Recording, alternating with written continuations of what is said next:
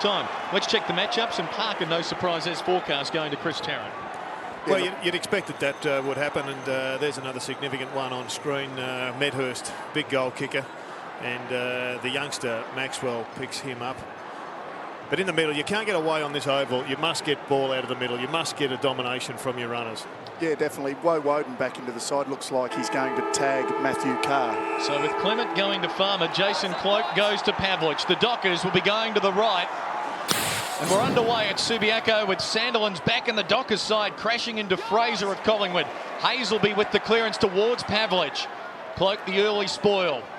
And good body contact, Webster and Holland, as Burns is dragged down by Bell for a bounce. Interesting matchup, Cloak on Pavlich. You would think that he would have a little bit too much endurance and maybe too much speed for Jason Cloak, so that'll be one to watch out for. Confirmation of the Dockers bench.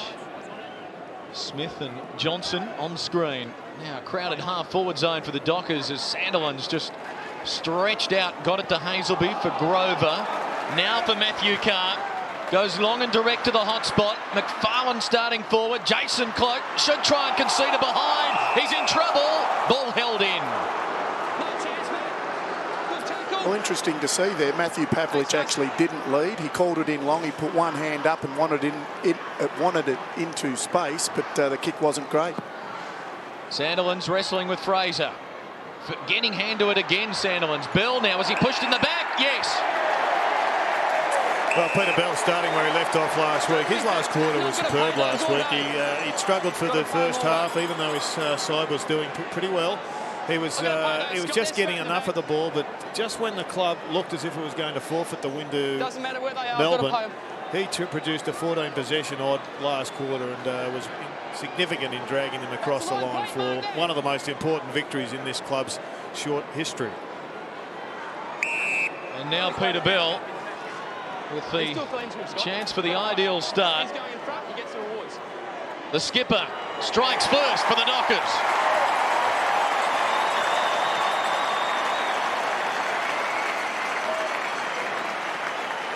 Peter Bell, one of the recruits of the last 8 years for the Fremantle Dockers, pinching Peter Bell off the Kangaroos after some successful times there, and he's been a great captain for this club, and great goal to start the Fremantle Dockers off. Tarkin Lockyer wasn't happy with the call. Not that you ever are. Never seen one happy. Never seen a bloke give away a free kick and agree with the umpire, Clinton. Is it there? Yeah. An early change for the Magpies with Brodie Holland coming off. Michael Thompson.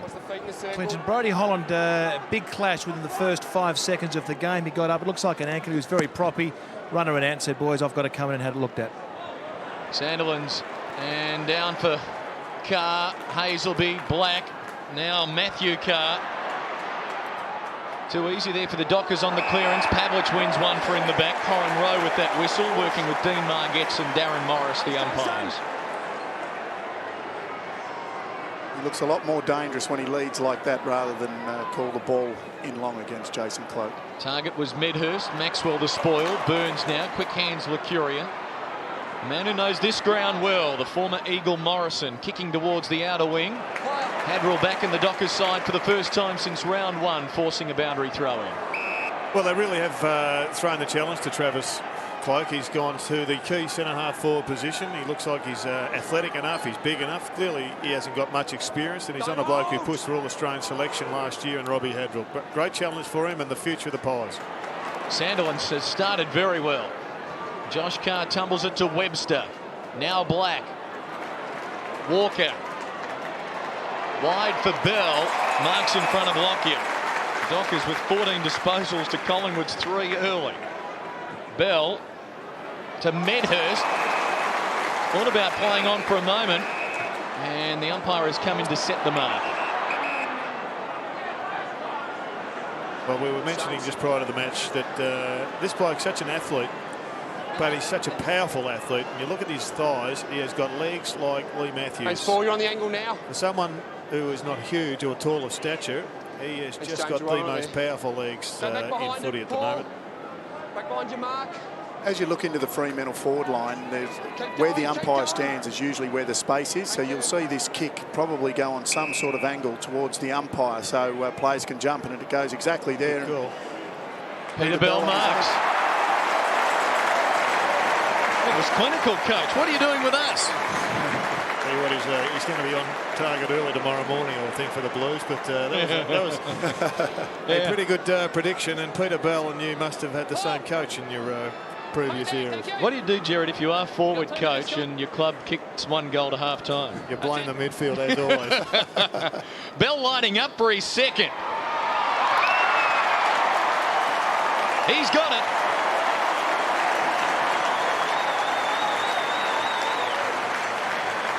It's often that kick to the fat side, some coaches like to call it, that coaches don't actually like, because if it gets spoiled, it can go to the other end of the ground very quickly. But it's a very dangerous kick, and it gives the forwards a real chance at marking the footy.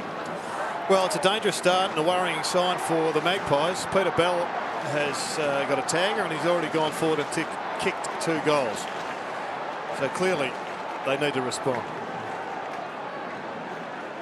Peter Bell had 27 touches and kicked a couple of goals against Melbourne last week, as the Dockers booted 22 goals on the way to a 14-point win to square their season away. And the skipper starting with a couple early, as Sandilands again controlling the skies for Hazelby, for Bell. Another comfortable centre clearance, and Webster's got Josh Carr running from 55 to the pocket. Farmer in a wrestle with Clement. There's a whistle for holding, and it's a Collingwood free.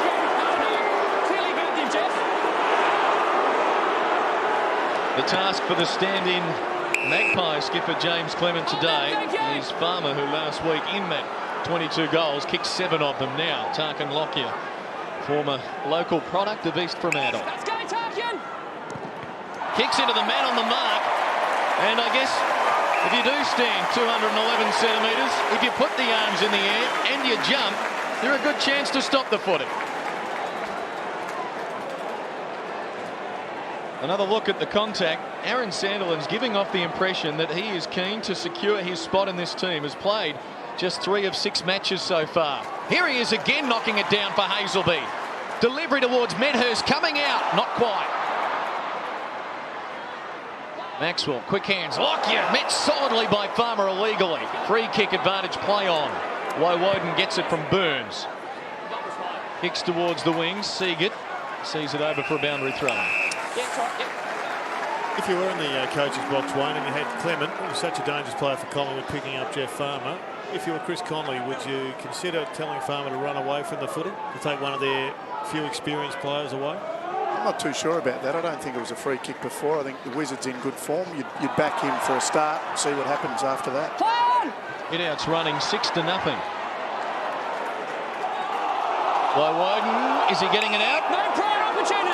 Good call from umpire Margetts. The umpire's wide for sound. You said before, Clinton, that Sandilands has got off to a great start. This is the best start I've ever seen him get off to. He's playing terrific and putting it down the on-baller's throat. Tried to get that to Cook. Now goes himself. Jumper, Troy Cook, stop. Collingwood free kick. It was against Troy Cook for holding, as you heard the umpire.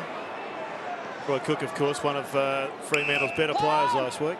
Burns goes to Rowe. Collingwood up to the 50 for the first time. Tarrant's got space wide. And you fancy a metre or two too far out. There's a lot of protection at that city end goal now with the new grandstand. But you'd fancy he might just be a fraction too far out with a gentle breeze against him. We'll find out. They're missing to the near side. Carried the journey comfortably behind Collingwood's opening score. Travis Cloak leading then. Looks like he's an aggressive young lad. Didn't mind throwing his weight around for the odd block. Family trait. Ben Davies sitting up.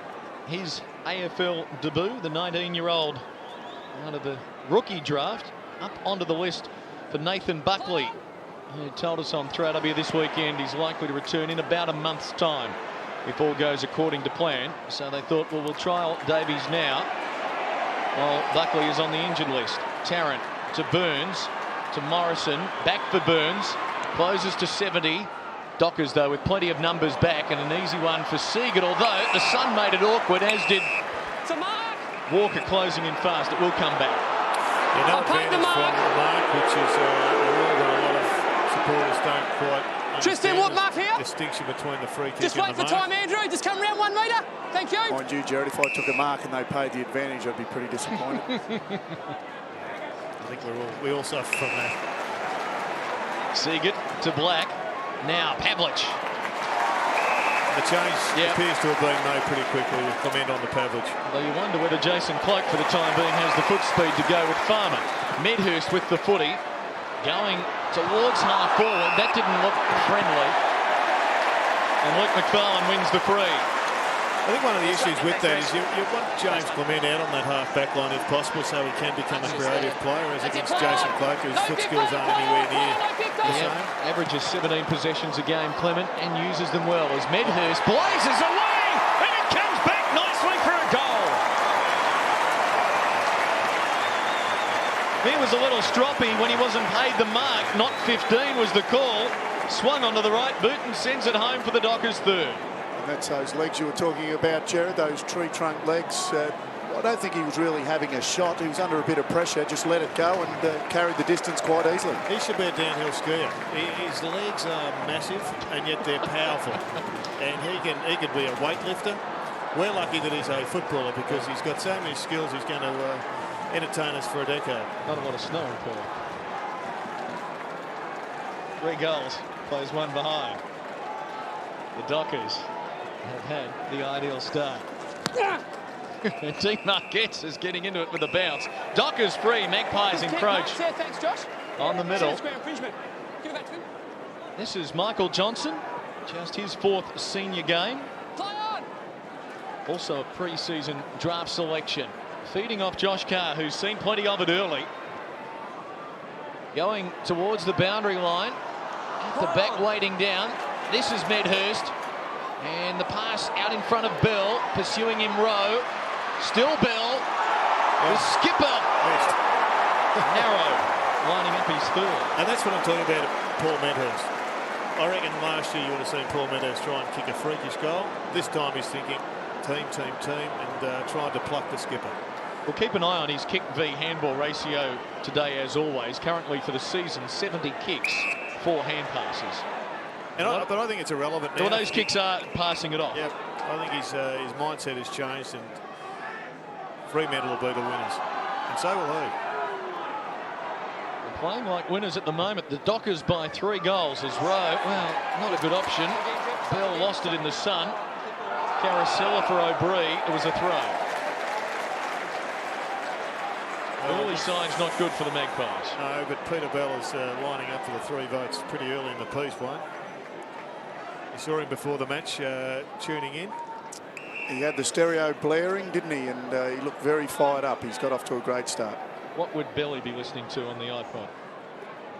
Bit of Cat Stevens, I think it was, Jared, wasn't it? I'm sure it was Cat Stevens. Carousel laying the handball to O'Brien. Now Fraser. To try and get the Magpies firing up. Oh, Thornton. He's shown some good things good signs this year. Got it for Walker, got it for Hazelby.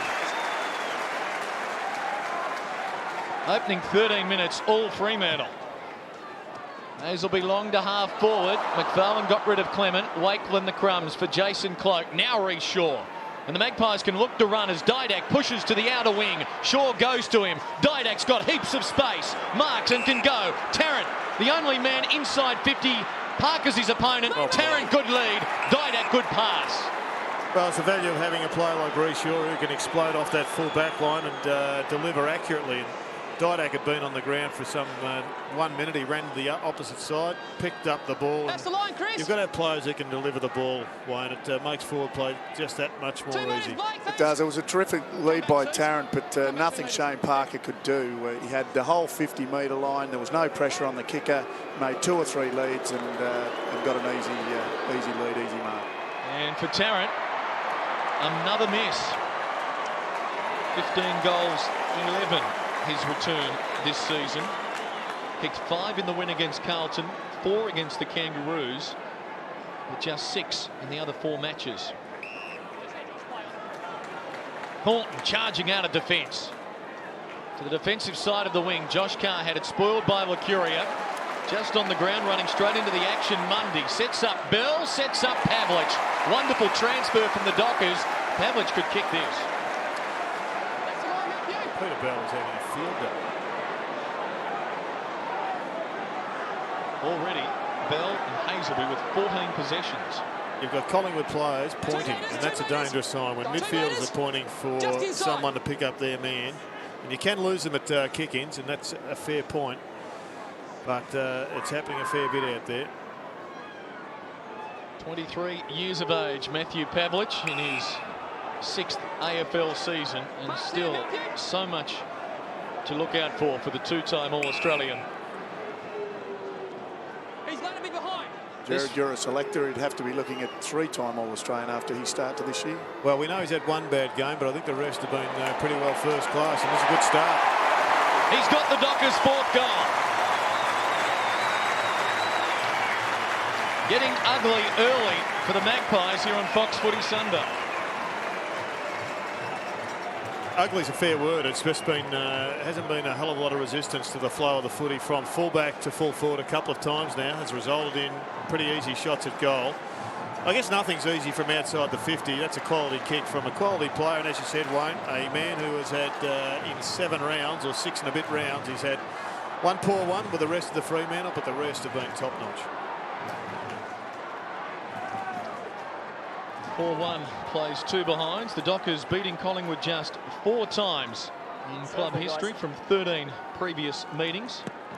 They split them last year. Collingwood in an upset winning here in round 19. The Dockers winning in Melbourne in round 4. All-time Collingwood 4 from 12 here at Subiaco. As the Magpies get their first centre clearance, Rowe runs onto it. The handball wide of Woden, but he manages to get it anyway. Swings onto the right. Tarrant leading to the pocket, skittled. Can Didak go off the ground? A little bit of soccer touch. Oh, it was close. Deft touch though, wasn't it? Even to keep it alive and give himself a chance. And good work in the middle of the ground with players electing just to push the ball on and the umpire allowing them enough time to shovel it out. Des Headland, who started on the bench for the Dockers. And a good kick there, finding Josh Carr. Just there, Brody. Just there, let him go now, please. Let go, let go. Mark's there.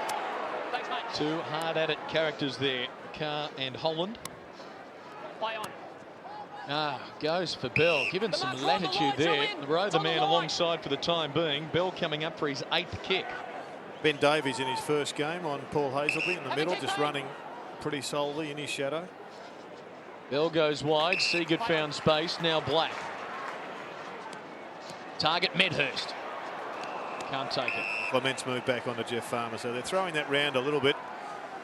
Depending on where Pavlich plays. If Pavlich goes deep, then Jason Cloke picks him up. If he goes out to centre half forward, then it's James Clement. So clearly they want Clement out across that half forward line. Johnson winning it down.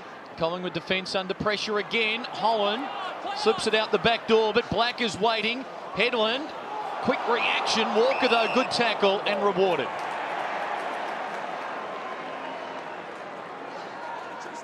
Hadrell's come from the ground, and Thornton, who's had a pretty good year as an inexperienced player for Fremantle, has pushed out to pick up Travis Cloke.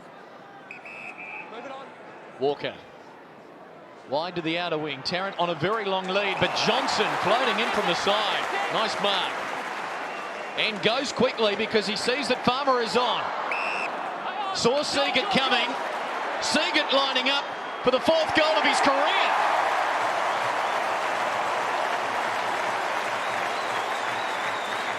Andrew Seagate with the finish. The setup was nice. The Dockers with the opening 5.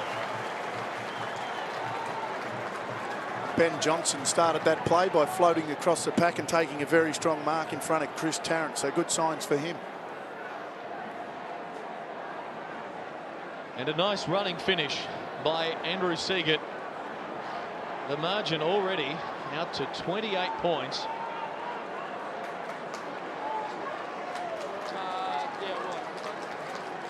How can Collingwood respond? Yet to reach time on of the opening quarter. They're getting to the other side of ugly, Jared. Walker. Yeah, we're getting very close to that period. We saw a blowout early yesterday with Carlton copping a whacking from Richmond. But I'm impressed with Michael Johnson as well, Wayne. He's been sensational last week. He was put under the hammer across that half back line and full back line, and he can go in the middle. He's looking good. Josh Carr doubling back to half back on a collision course with Carousella. Tried to hand it off to Cole, couldn't. Matthew Carr found Seagate. Now Webster. Pavlich has Cloak covered at ground level for the time being. Let's watch the speed. He kept his feet. Cloak went down. Pavlich steadies, lines up, drills another one. Oh boy!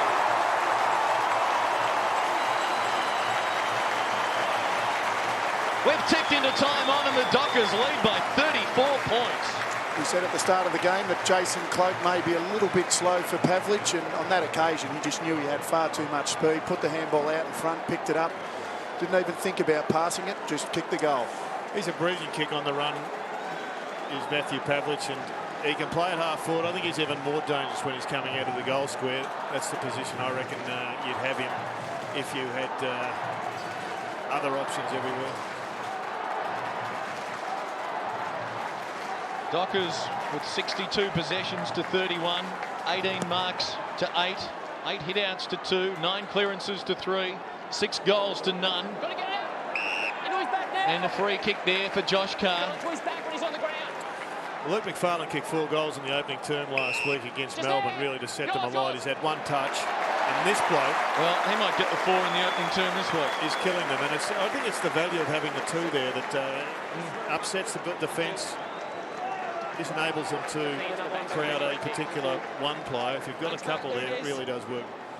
And without flogging a dead horse, how long is it going to take Mick Malthouse to make a change on this man? Who would you have in mind? I would be moving James Clement Don't go under over. Matthew Full Pavlich. time? Yes. Pavlich lining up for his 3rd and the team's 7th.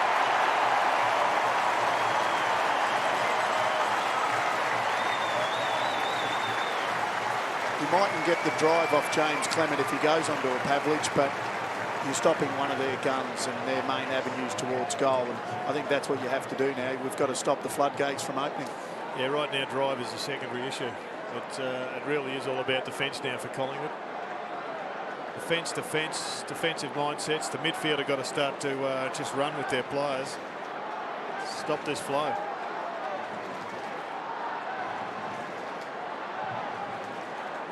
The last placed Magpies copping a hammering. 40 points, time on, opening term. Josh Carr, Bell, forcing it out. Dockers first to the footy on seemingly every contest. Woden with the steal, that's Yakabuchi. Made his debut last week against the Saints. Carousella, Seagate kept his feet well. Running into each other there. Almost like there's 22 of them out there on the field. Here's Black. Webster. Loose men everywhere. Mundy going long. Towards half forward. A wrestle on. Pavlich. Cloak to spoil. Holland. Jason Cloak gone. Farmer. Now Headland. Will it be advantage? Goal! Wait for it. No. Collingwood free kick. The Wizard just carried on with the tackle. Yeah. Jason Cloak threw him to the ground after the ball was knocked free. Just kept pulling him down and down. Had the play. Already it's been Fremantle's best ever first quarter against Collingwood. And they're just 1 point behind their best ever quarter against Collingwood in 10 years. The scary thing, Clinton, is we've only travelled 23. There could be another 7 minutes of this quarter to go. We might be really delving into the statistical books this afternoon, because this has been a remarkable start. Travis Cloak for the Magpies. 5 minutes of playing time, as you can see. Quarter will probably travel to 30 in total with the extra time on. Jeff Farmer coming from the ground. Not sure whether that's a disciplinary thing. I doubt it, given his form of last week. But they're going a small for a tall. And Brown is on, as Johnson is on. I don't think the Magpies are winning a position yet.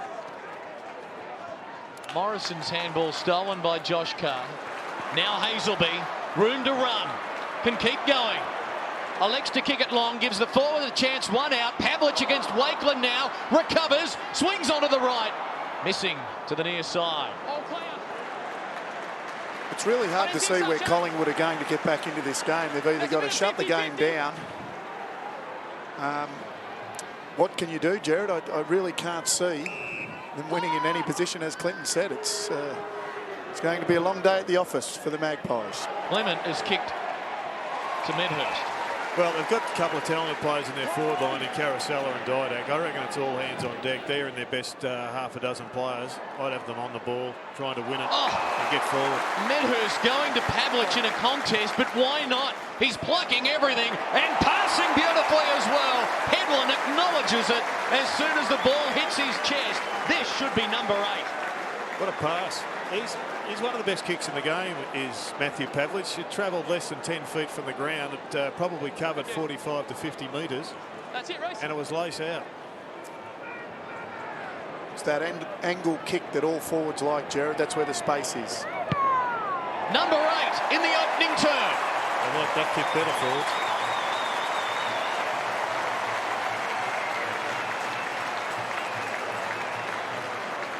Well, they're lining up the Fremantle forwards. You'd like to be playing there today with Matthew Pavlich being on fire, not only kicking goals himself, but setting them up. And you saw Paul Medhurst then get into the back half. I'm not sure whether that was an instruction, but took a mark on half back and passed it to Pavlich at half forward. Well, I think they've got to have a look at the midfield.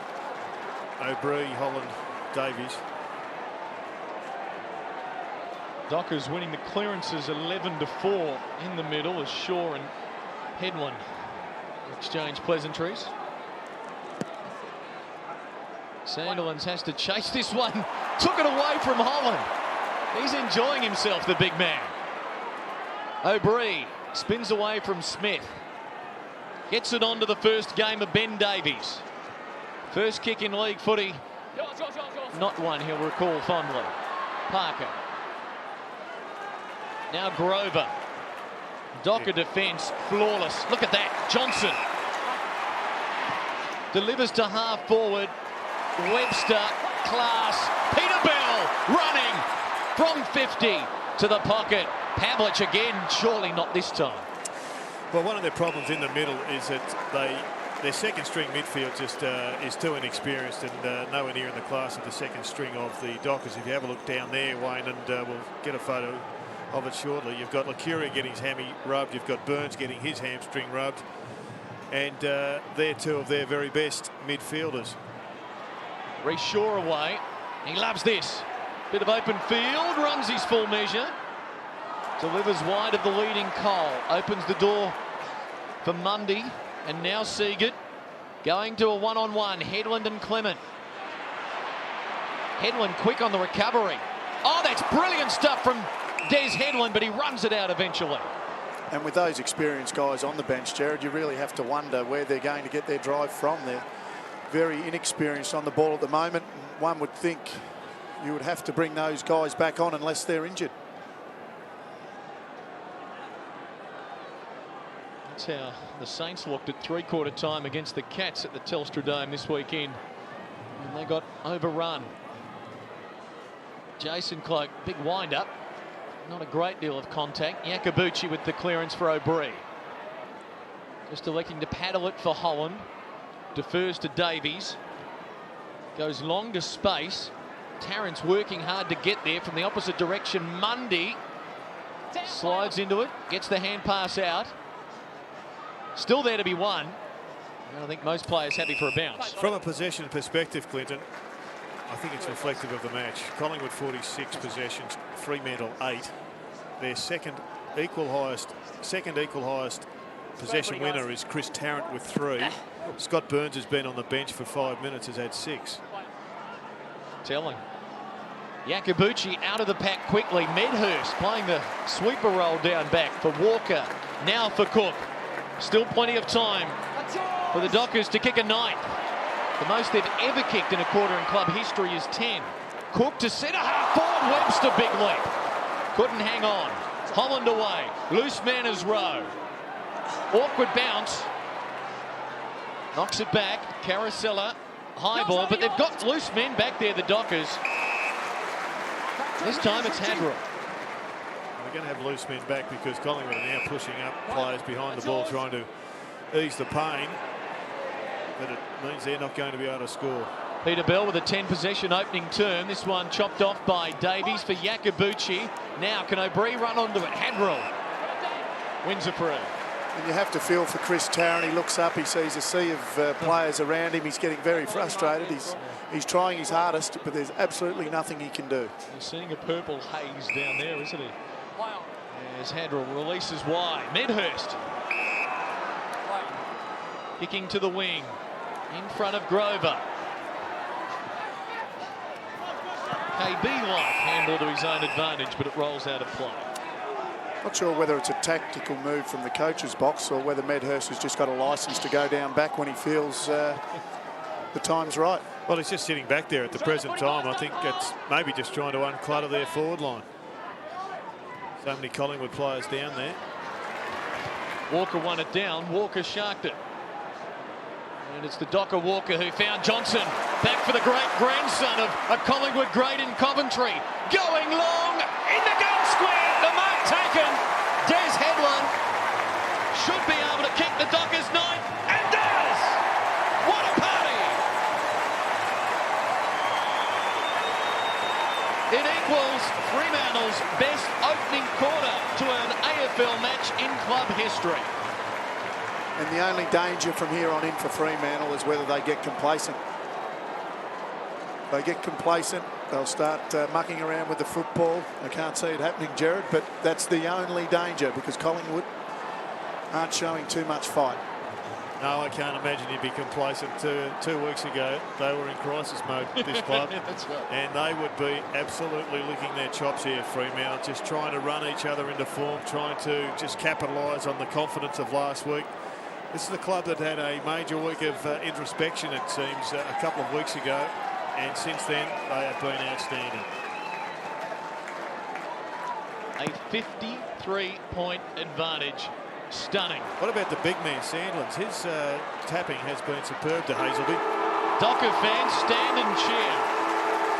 How about that opening quarter?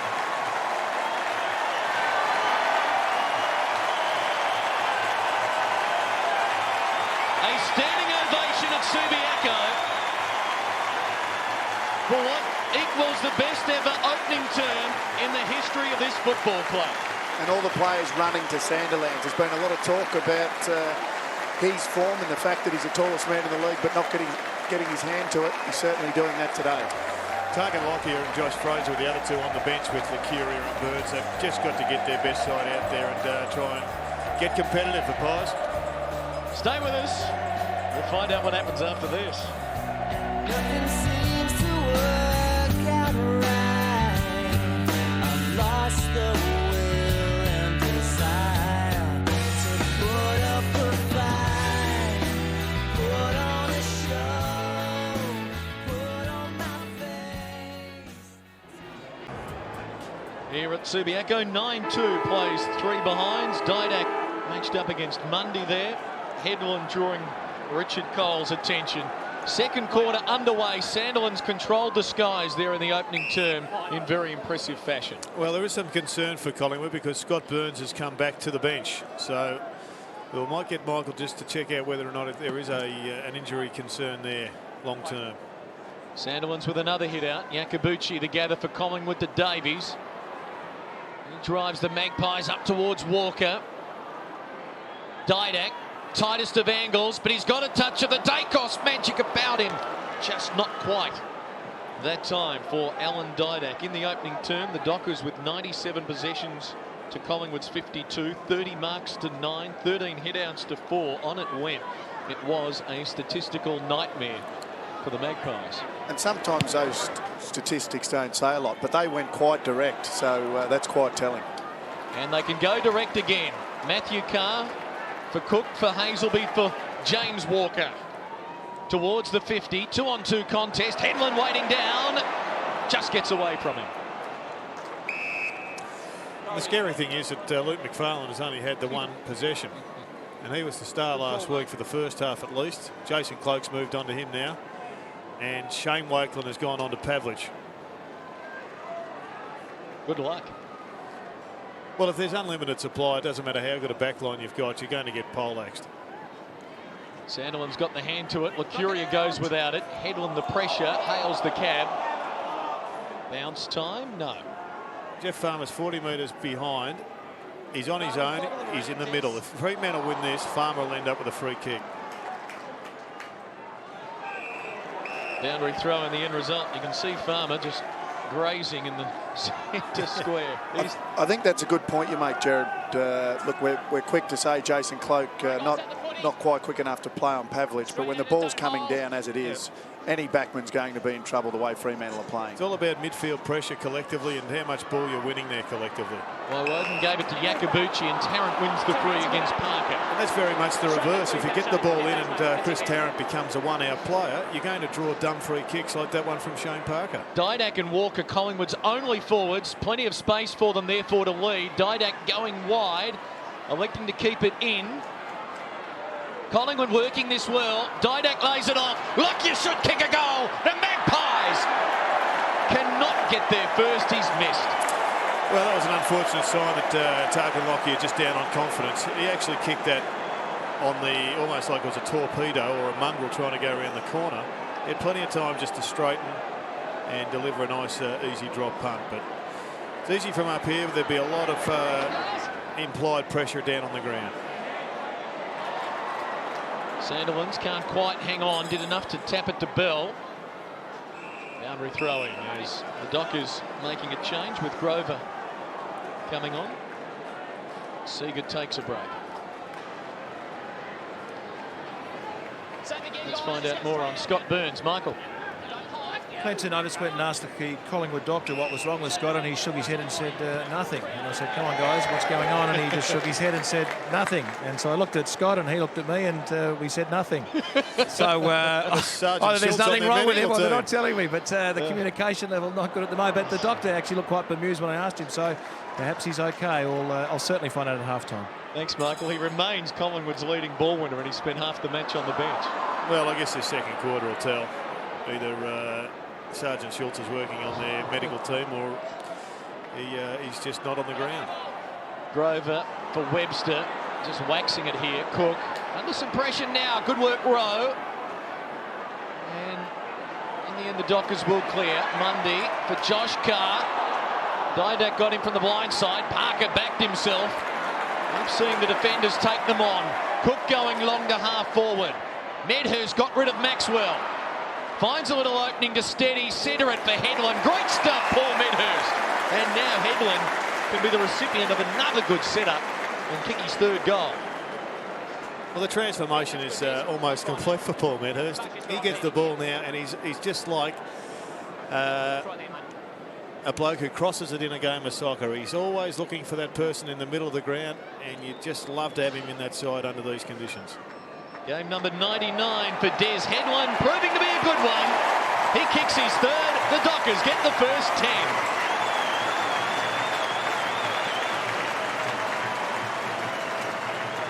Des has come under some sort of criticism for leaving the Brisbane Lions and coming to the Dockers. Some have said his form hasn't been great since crossing over, but he's looking at playing finals football this year for the Dockers. Yeah, he is, and his form last week was as good as I've seen him play for this club.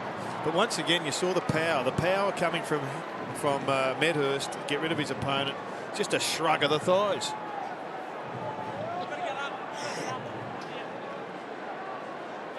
Headland with 3, Pavlich with 3, Bell with 2, Medhurst with 1, Seagert with 1, Collingwood with none. Got something about thighs, Jared. Well, I tell you what, it's lucky there's not snow in Perth, because Medhurst would be an Olympian. If you're downhill skier, he'd be a giant slalom man of the Steve Lee quality. Tarkin Lockyer tracking it to half back for Collingwood. Now Cole going wide. Target is Travis Cloke. Brother Jason playing, other brother Cameron not. Travis doing well there against Hadrill. Yakabuchi at least finding some of the footy. Going to Lucuria, doubling back. Walker was hard at it. Josh Carr knocked away. Rowe from 45. goes for home. The Magpies have got there first. It took 38 minutes of playing time in which the Dockers kicked 10, but Julian Rogue kicks Collingwood's first. And even more trouble for the Magpies. Josh Fraser looks very proppy in the middle of the ground, Jared. Yes, he was in the hands of the trainers for some time. He's got a bit of a limp up. Not sure what the problem is at the present time, but not his best handball. The premiership player, Josh Carr, just a flick out. You'll get a possession for that, but you won't get a rap from the coach for that one. He remains one of their best players today, though. Julian Rowe has missed just one match this year for the Magpies in his second year of senior footy. Played 8 games, 8 of the last 9 last year. Still just 19 years of age.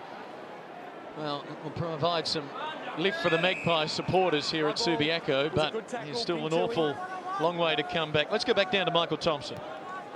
Josh Fraser does not look good at all, lads. His right knee favouring. He's just tried to do some flexes with it, and he looks very ginger at the moment. Wouldn't be surprised to see him come off the ground very soon. Sandilands working him there as he palms it down for Hazelby. Oh, and Medhurst has just streaked into space. Couldn't hang on to the foot. He had done the hard work. And the Magpies coming to force a bounce. No, he never dragged it in. He fell on top of it, no prior. No. How were his legs looking then, Jared? Well, it didn't matter about his legs, but what the thighs tell you is he's just a grounded player. He's got balance. He doesn't. He's going to be hard to knock off the footy. He's got a low centre of gravity, and he's going to be a player. Here he goes. Look at the power. Oh, and the centering ball to the hot spot. And leaping McFarlane! Well, that's at least 3 matches this year that Luke has gone skyward. And Michael Thompson spot on. Josh Fraser coming from the ground, replaced by Brodie Holland. Don't get much worse for Magpies right now. He's in a band called Calling, Searching, Waiting, where he sings there. He was leaping, marking, and now going. McFarlane's got his first. He's definitely a talented player that we know now can play forward, and that's all we come to the footy to see, high marks like that. And we saw one there. It was a beauty. He didn't put the hands on the Magpie's shoulders. He just jumped. And it was a great centering kick by Paul Medhurst. We were bemoaning the lack of the high mark in the early few rounds. It's come back in the last 3 or 4 weeks. Always helps when you've got tall forwards playing out of the goal square, not on the wing.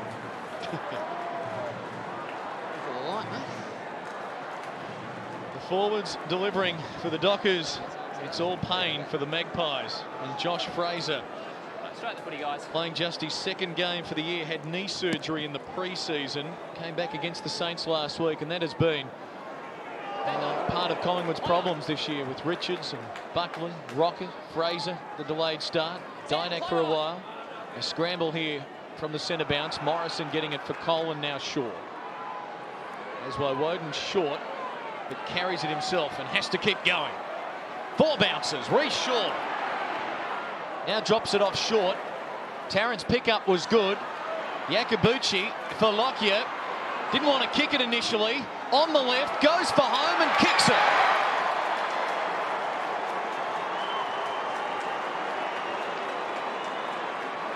Well done, Reece Shaw, running off half-back. He set that goal up, and hasn't he been a revelation this year? He's really stood up for the Magpies, and he's one guy that can hold his head up high so far in today's game, giving the Magpies plenty of run off half-back on that occasion. Yes, he's been one of their better players this season. Just got a question here. Is there something going on with Scott Burns? Not sure who he started on in the opening seconds, whether it's a disciplinary thing by Mick Malthouse with one of his charges getting away from him, but gee, long time on the bench. Margin at 51 points. And from the clearance, Davies can't go anywhere. Matthew Carr likewise. Now Walker for Yakabuchi. Collingwood's leading ball winner, the second gamer. This is Lacuria going wide and effective enough for Rowe. 3 metres, thank you, Matt. Dave, thank you. Well, it's been a good effort by Yakabuchi. 8 possessions. He's getting some footy early in his career. Rover for the Dockers to mop up. Hadrell, look at Thornton run, streaking out of the defensive half. Webster against Maxwell, boundary throwing.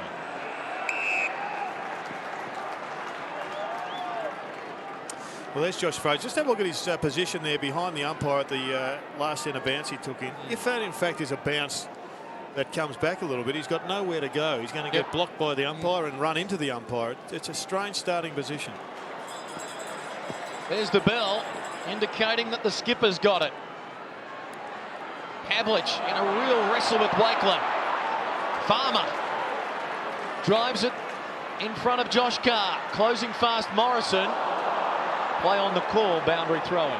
And it just gets worse for Collingwood. Travis Cloak limping heavily at centre half forward as the trainers rush to him now, and he looks in a bit of trouble. Michael Thompson, did you catch that? I just saw it just straight after. Didn't see exactly what he did, but clearly he is in trouble. He'll come off the ground as well, I would think, Clinton. Major problems for Collingwood down here. Probably an ankle, the way it looks from here. Okay, keep us posted as Peter Bell emerges, swings onto the left. The skipper hits the post.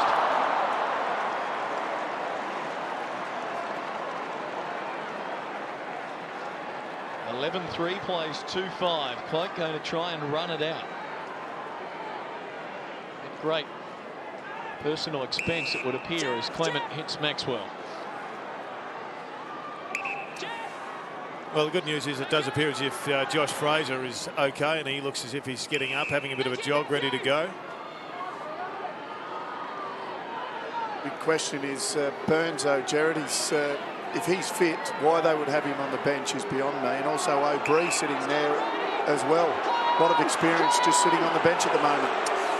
Well, Mick Moldhouse lined up with his guns in there, and I suspect it was just really disappointment that the likes of Bell and Hazelby and Cook got away to too many easy possessions early, and he's paying the price. Yeah, that's what it was. They just marched it out, didn't they? 3 goals in the opening 10 minutes. Smith going wide here.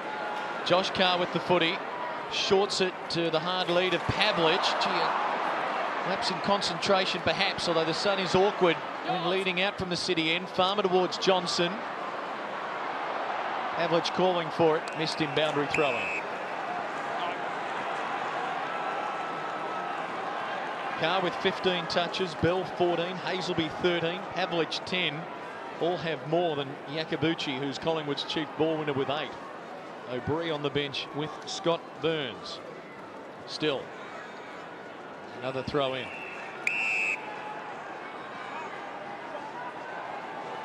Back to you, Michael. I really don't think there's anything wrong with Scott Burns. He got up a short time ago, or had a short jog, did a couple of short sprints, had some handballs, a couple of short kicks, and then sat down again. Yakabuchi shovels the handball to Clement. Goes for the torp. High one to the wing, waiting under it, Mundy. That's a nice mark. Awkward high ball.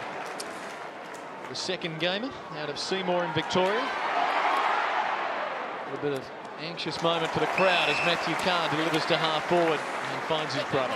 And he's been just a quiet force today, Matthew Carr. He'd be in the top 3 players for Fremantle this year. Last week he ran off the square and picked up Jeff White and ran with him in a pretty good role to continue a great season. Just held that kick, Josh Carr, almost to perfection for Johnson, but helped over for a throw in. The Carr brothers averaging 43 possessions a game this season for Chris Connolly. I thought the kick was good enough for Johnson, but he just didn't continue to attack the ball, Wayne. Yeah, not the ideal spot to lead either. To the pocket, should have come back to that open side like they did in the first quarter, would have been the better lead. Walker first hand to it for the Magpies. Morrison's hurried kick is going to be marked by Josh Carr. Fraction too far out. Pavlich to run onto it. Wakelin pursuing him. Pavlich with quick hands. Mundy, loose man, wide. Matthew Carr steadies. 48 metres out. Close. Bang. Good enough. Dockers have their 12th.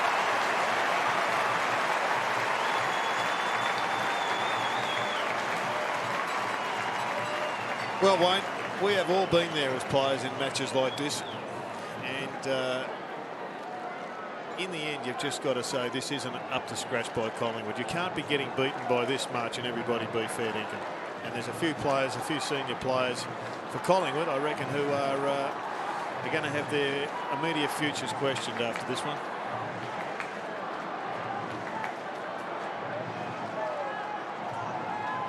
Watch your feet in the circle. 58 points is the Dockers lead, and we're only halfway through the second quarter. The bounce making Johnson wait. He got first hand to it. Gee, Bell took the tackler with him, still got it to Black. James Walker, he's quick. Target Pavlich missed him. Wakeland juggles the mark. Hurries it out wide for Lockyer. Now, devoid of options downfield. Tarrant, the only man leading, so has to go short. Davies with the mark. And he's just going towards centre half forward. Dockers with numbers. Seagate caught by Tarrant, slips away. Grover for Black. There's Walker. Just running it out. He goes short. Hazelby. 154 possessions to 89 the Dockers way. Josh Carr. This will be number 18 in the first half. Going to Black. Going to half forward. Good ball again. Des Headland on the end of another one.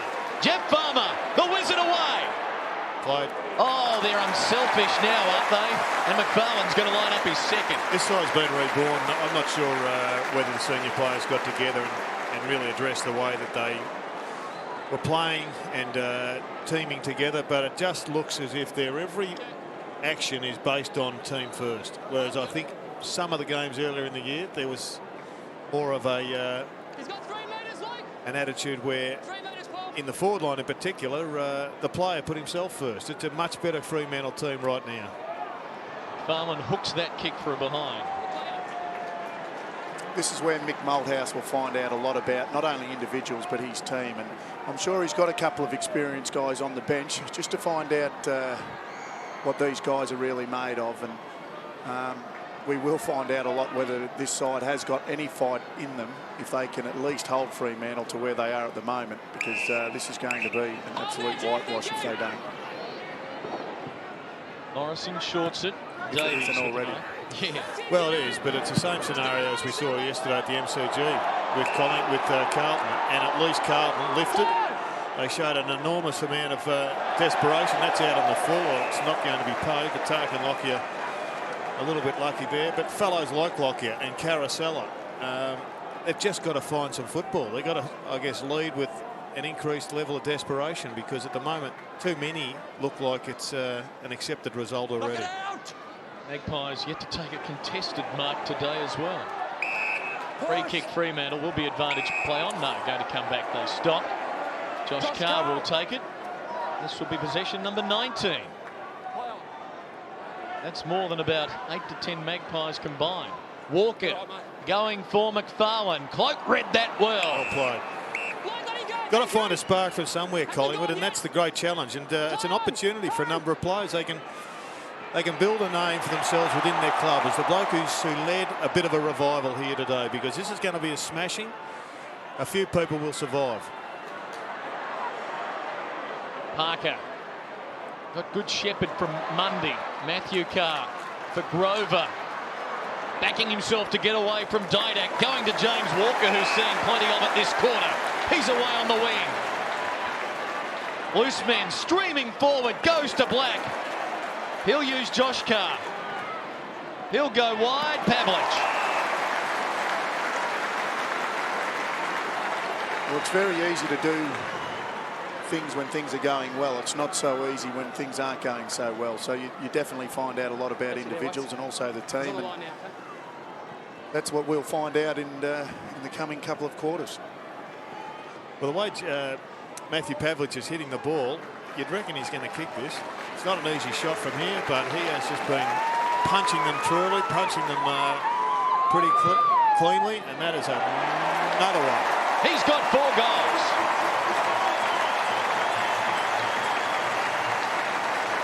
And the Dockers march to a 65-point lead on Fox Footy Sunday. We'll be seeing the Dockers again next Sunday at the Dome against the Bombers.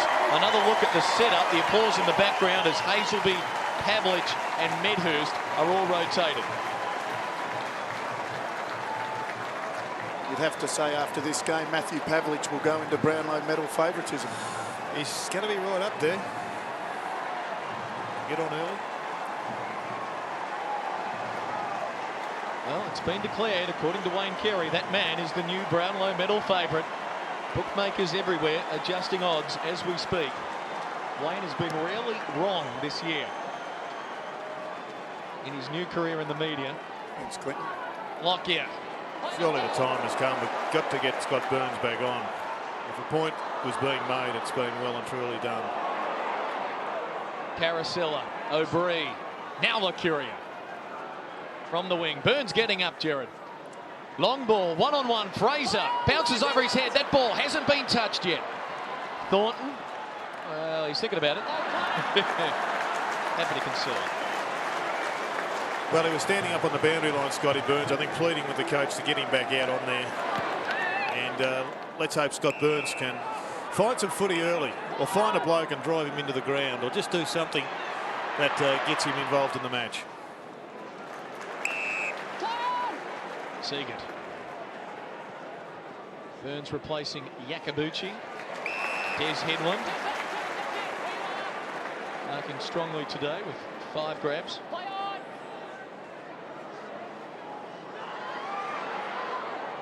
Now Webster. Driving up to full forward. No free kick to Caracella. Cloak.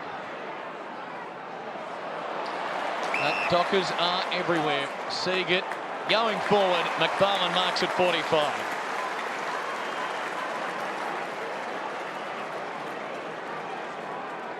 Purple machine just rolls on.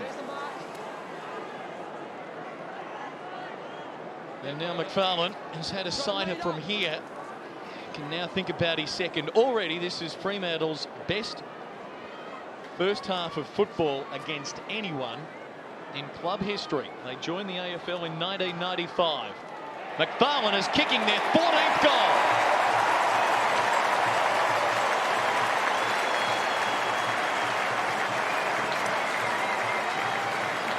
And whilst I'm sure they'll be thrilled with this victory, they'll put it in perspective pretty easily, pretty quickly, I think, Fremantle, because unless some set of extraordinary circumstances appear, they're going to win it this pretty comfortably, as we can all see. But next week they take on Essendon at Telstra Dome. And Essendon were pretty competitive last night against the Swans, so if they can knock off the Bombers at the Dome, then their season is well and truly back on track.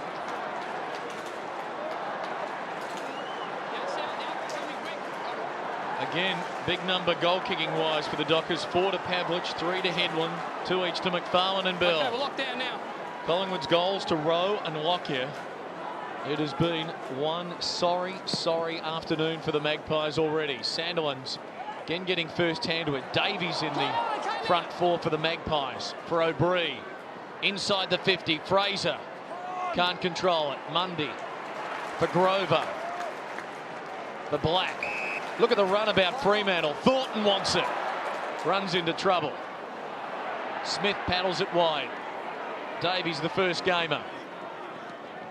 Good balance. Just chip kick to centre half forward. Dockers with numbers. The bounce eludes them. Didak going for Rowe. Closes to 55. Gives it a ride and it's got the carry. Rowe's kicked his second goal.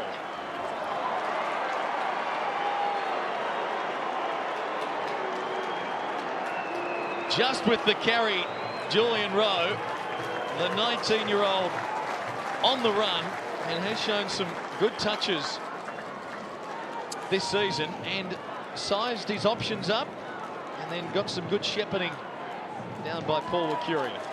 He did, and look, it was good to see a kid Davies and a kid Rowe doing well in that passage of play.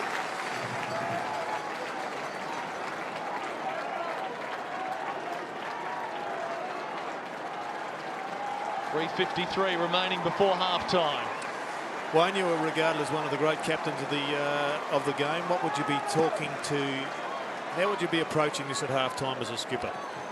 Look, I think you've, believe it or not, you've got to try to remain positive and really, look, it's all about pressure, Jared. You have to make sure everyone's focused on that particular task, and And that's a starting point. Once you start there, then things may start turning. And to be honest, I think Collingwood are actually just starting to put a little bit more pressure on. Although the Dockers have taken a few players off, I think they're just starting to turn the corner. Thornton with the good chase on Fraser to affect the boundary throwing. It's one of the hardest things to do when you're not playing so well or your team's not playing well, is keep the talk up, because you become insular. You worry about your own form, and that affects the team. O'Brien on the run. The Magpies with 2 in a row.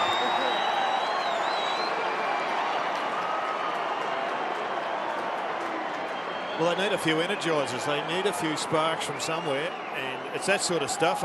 Fremantle have dropped their guard pretty. That's fair, and that's what's going to happen in a half that's so one-sided. But when they do drop their guard, you've got to somehow take advantage of it. And if your brain is dead and you've counted yourself out of the contest, you don't seize the opportunity. And they kick another goal, another 2 goals. They go in with a little bit of momentum. For the first time, the Magpies stringing back-to-back goals together. The 70-point deficit is 58. Walker and Sandilands. Walker went early. Davies, he's seen a bit of it as well in the second term. Cook in a wrestle with Burns, takes him on. Got it to Seagate for Josh Carr. Lockyer closing. Hayes will be back on the ground, delivering to half forward. Target Pavlich. Leads Wakeland underneath it. Doubles back near the boundary line, and Morrison sees it over for a throw-in.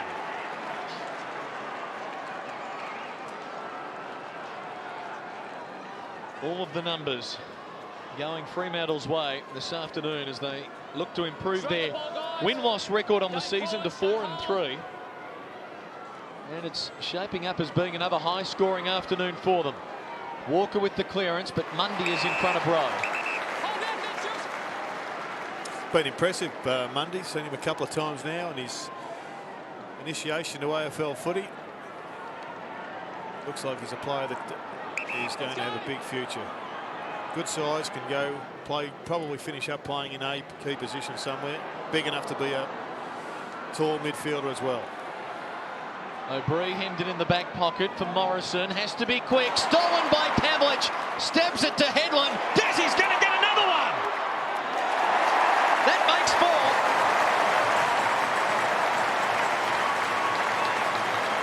And he owes his teammates a beer. He has been set up well today, Des Headland. They have an abundance of players around that 6'2", 6'3" mark, Fremantle, that can run, jump, play key position. Like you said, Jared, can also play on ball. Well, Matthew Pavlich can clearly be a ruck rover if they ever got to have the wealth of riches. And maybe with Polak back and Hadrell back fit, McFarlane dominating, he might have a run back in the middle.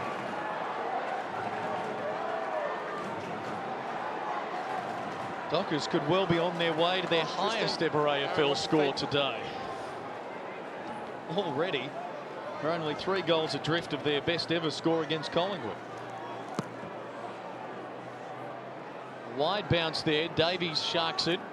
Kick to centre half forward. Lockyer in a scrap with Seagate. James Walker got it for Josh Carr to Hazelby. And Clements happy to see it over for a boundary throw.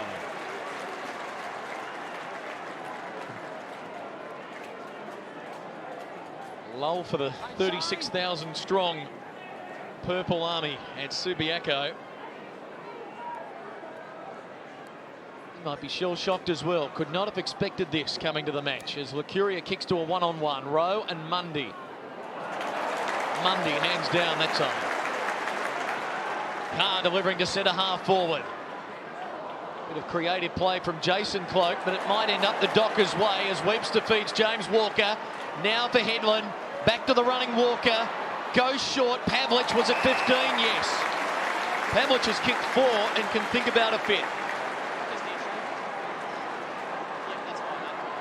They just look so clean and crisp with their handball. They're not missing targets. Their short chips are hitting their targets. And it was Chris Connolly a couple of weeks ago saying you can't win football games when you can't hit the body. And they're not missing the body today. No, they're under very little pressure though, so I know he'll put this result into perspective, as we said earlier. But they are going forward at every opportunity. This bloke, you could almost backing to kick it, this time across the face. Off hands, one behind. You go back only 2 weeks ago and we saw them play against Richmond. It was as if every second possession went backwards, Clinton, and yet today every possession almost, with the odd exception, is forward. You would have thought the goals were on the side of the ground. They were playing in the mini league a couple of weeks ago, and yet today they are so direct, so clean and crisp. They've now kicked 37 goals in the last 6 quarters of football. Impressive. Well done, Davies. He's working hard. He's really having a crack. Lucuria now. Can Collingwood get a late one? They might. Reece Shaw has time to steady. Crushed by Grover. Oh, he's already worn a heavy blow from Mark Johnson this year as Reece Shaw. And he's seeing stars right now, right on the stroke of half-time. The Dockers' late forward thrust is denied. Good to see his teammates to him. Half-time, Dockers lead by 65 points. And he's up, Reece Shaw, and really that's the type of play that the Collingwood Footy Club has to see. And the other players should take a leaf out of his book and really come out in this second half and show some fight. You see them all going to Reece at the moment. Great to see. Hopefully they can show a lot of fight in the second half. Well, that's what we're hoping for. We want a contest of sorts. We want Collingwood to come back and show a little bit. There'll be a lot of their supporters at home going to assess various individuals over the next hour or so of football. So plenty to look forward to for Collingwood fans. You'll find out who's going to be in the future after this. 15-5.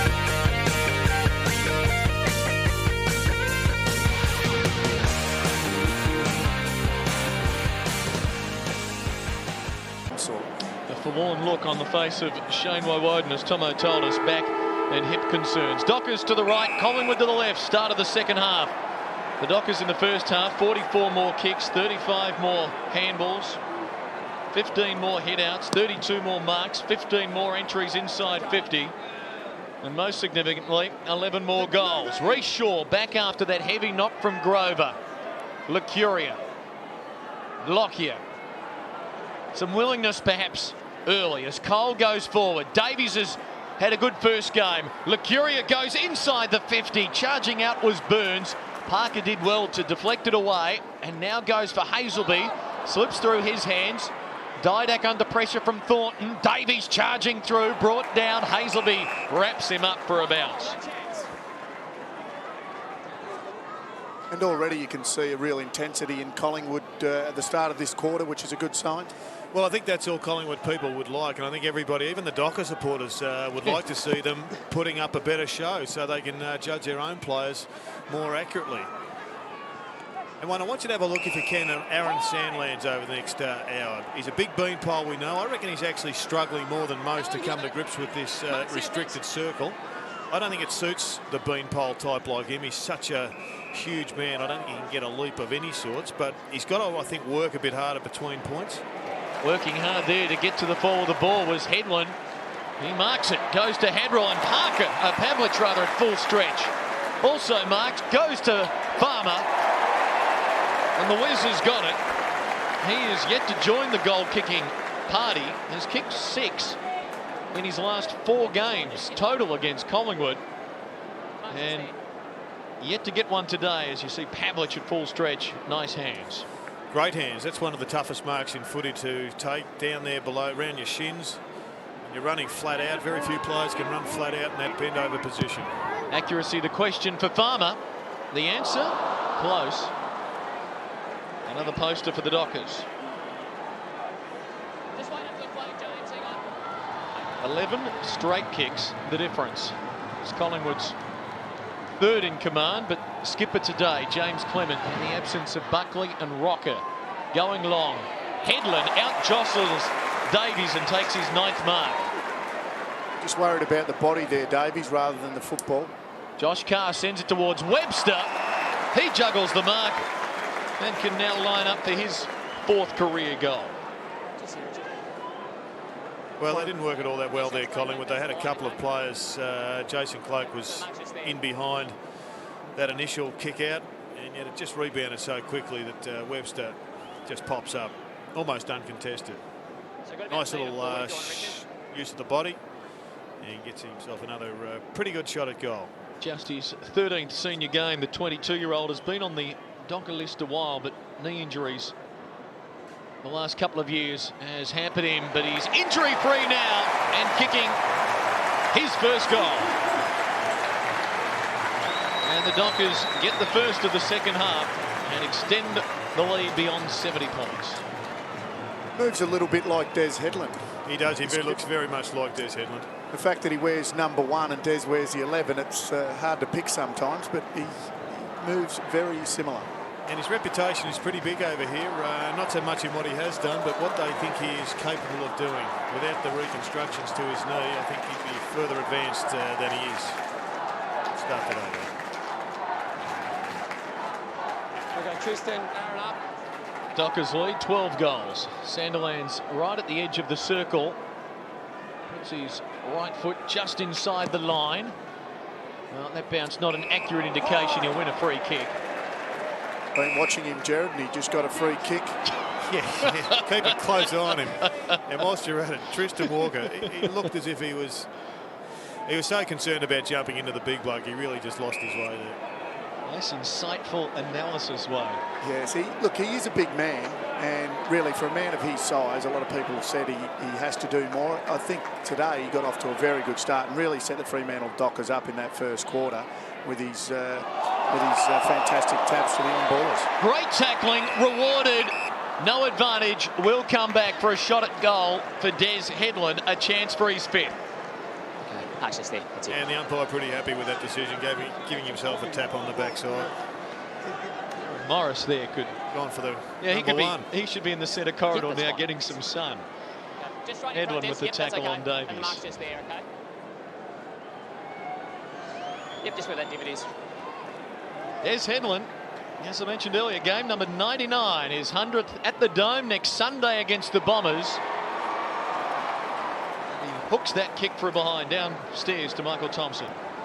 Clinton, you're mentioning Luke Webster and Des Headland looking alike. Luke Webster's parents find it hard to tell the two apart, and of course his father Ron was an outstanding player for East Perth. When he played for the Royals, his nickname was the Enforcer. Well, if the umpires mix them up, they may end up, one of them may end up on the end of a Brownlow medal sometime. James Clement to bring it back into play. And squeezing it wide. Touched over for a throw-in. So the Magpies getting nothing out of their opening couple of kick-ins in this second half.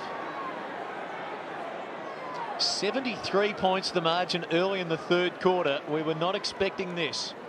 Sandilands to Matthew Carr. O'Brien the smother. Yakabuchi the gabber. Kick to the outer side. Rowe got pushed away by Seagate. And the Dockers build again with Pavlich. Too far out to score, though Wakeland veered off the mark. He kicks to the goal square. McFarlane in front. Partially spoiled by a teammate. Cole for Morrison, for Clement, for Cole. Caught by Medhurst. Wonderful tackle. Clement's caught. Lockyer about to beat. Defers pressure to his teammates. They can't control it. Dockers going again. Black's got a loose man wide. Seagate steadies. 45 out. Kicks another one. That's his second. And write it down as an assist to Paul Medhurst. He has been the subject of a bit of black humour in Melbourne because of his lack of handballs, but for those people, they just need to, I guess, continue the fascination with the way he plays, but just, I guess, acknowledge that he is playing a hell of a lot better footy, and that fierce tackle, Wayne, was what set that goal up. Exactly right. Chris Connolly would be very happy with that, and Jeff Farmer also puts on great pressure in that forward half for Fremantle. The man that before today had kicked 3 goals in his 4-year AFL career, Andrew Seagood's enjoying things. He's got 2. Well, as we said, Luke McFarlane hasn't had a lot of the footy today, but it's amazing just him being down there. The structure is so different that Farmer and Medhurst, who many thought were the problem, have become very much part of the solution because their role has just changed that ever so slightly. And they're going to provide a significant percentage jump for the Dockers today as Medhurst takes off. Target Bell missed him, but Black's going to be able to run onto this at half forward and have time to swing onto the left. Thornton, the defender, going forward. He wants to join in the fun. Too far out to score. Goes to the lead of McFarlane and hits him. Done a fair bit of the Dockers this year, Wayne, and there's no question in my view that they have worked on the way they bring the ball into the forward 50. When they're on that far side and they swing, they almost always come to the other side and look for a player on the paint where the other 50 sign is painted. That time it's Peter Bell. Often it's Peter Bell. Rather than spinning hard and going direct, I reckon they've worked on this sort of triangular formation over summer, and it's just happening too often for it not to be a plan. We spoke about it at the start of the game. If you work your angles as a forward, that's where the space is, on the other side to where you are. Often where the umpire stands is where the space is. Luke McFarlane kicks the goal, the Dockers' highest ever score against the Magpies. Achieved already just 9 minutes into the third quarter.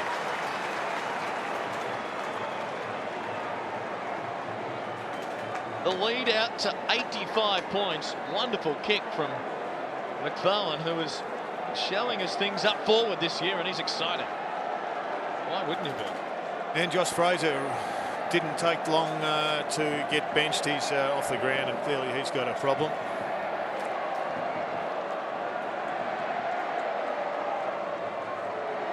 I've spoken about the Dockers next week playing the Bombers at the Telstra Dome. Collingwood meeting the rampaging Tigers at the MCG next Sunday. Michael Broadbridge, an interesting addition to the Fremantle Brains Trust. He was, of course, very much part of the Collingwood Brains Trust in their grand final years. And a very well regarded football brain, as they call them, Wayne. Strategist. Who knows, one day I suspect he's going to get a job as a senior coach. Had good success with West Australian junior teams before that as well. There's Travis Cloak, sends Collingwood inside 50. Easy spoil for Mundy. Now Thornton. Nice hand pass for Heath Black. He's got Seagate. He's about to be collared. Oh, just sidesteps O'Brien with these. Bell sweeps it to Hazelby. Here they go. Bell's away, can keep going. The bell rings below us. He delivers to Farmer. Electrifying to watch. Another Collingwood player. Cole's gone down. Farmer goes for Pavlich. He'll line up the shot at goal. Cole is very proppy as he gets to his feet on the 50. Well, what turned out to be almost a slow, over-possessed exit out of the back line was with Peter Bell on the end of it. He thought, well, no, time to go direct. He whipped in an extra possession, but then he went bang, bang, and Farmer's long kick into that forward line. That is almost Brisbane style of football that took them to the premierships. You made a good point before, Jared. When you got Medhurst and Farmer as your key forwards, that's not the way to go. But obviously Pavlich and McFarlane up there, it just these smaller on ballers really had something. Pavlich has 5. The Dockers have kicked all 4 in this third quarter, so any hopes of Collingwood making this scoreline respectable are just fantasy right now. The lead is a staggering 91 points. And it just doesn't look as if there's going to be any change. It's all one-way traffic at the moment. Ball is, we'll check out the inside 50 tally for you shortly, but I'm not even sure it's been in there more than a couple of times. Collingwood's end. The match inside 50s, the Dockers 38, Collingwood 19. It's been 6-2 in the opening 12 minutes of this third quarter. And even then, they only just scraped in there. Johnson now to contest against Walker in the ruck. Maxwell is dragged down. We'll have a bounce.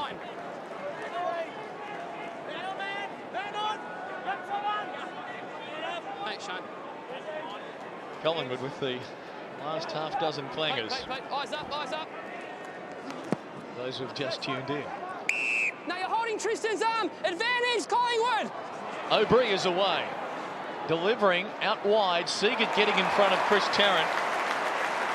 Marking and playing on. Building a reputation for himself, Seagate, as a running defender.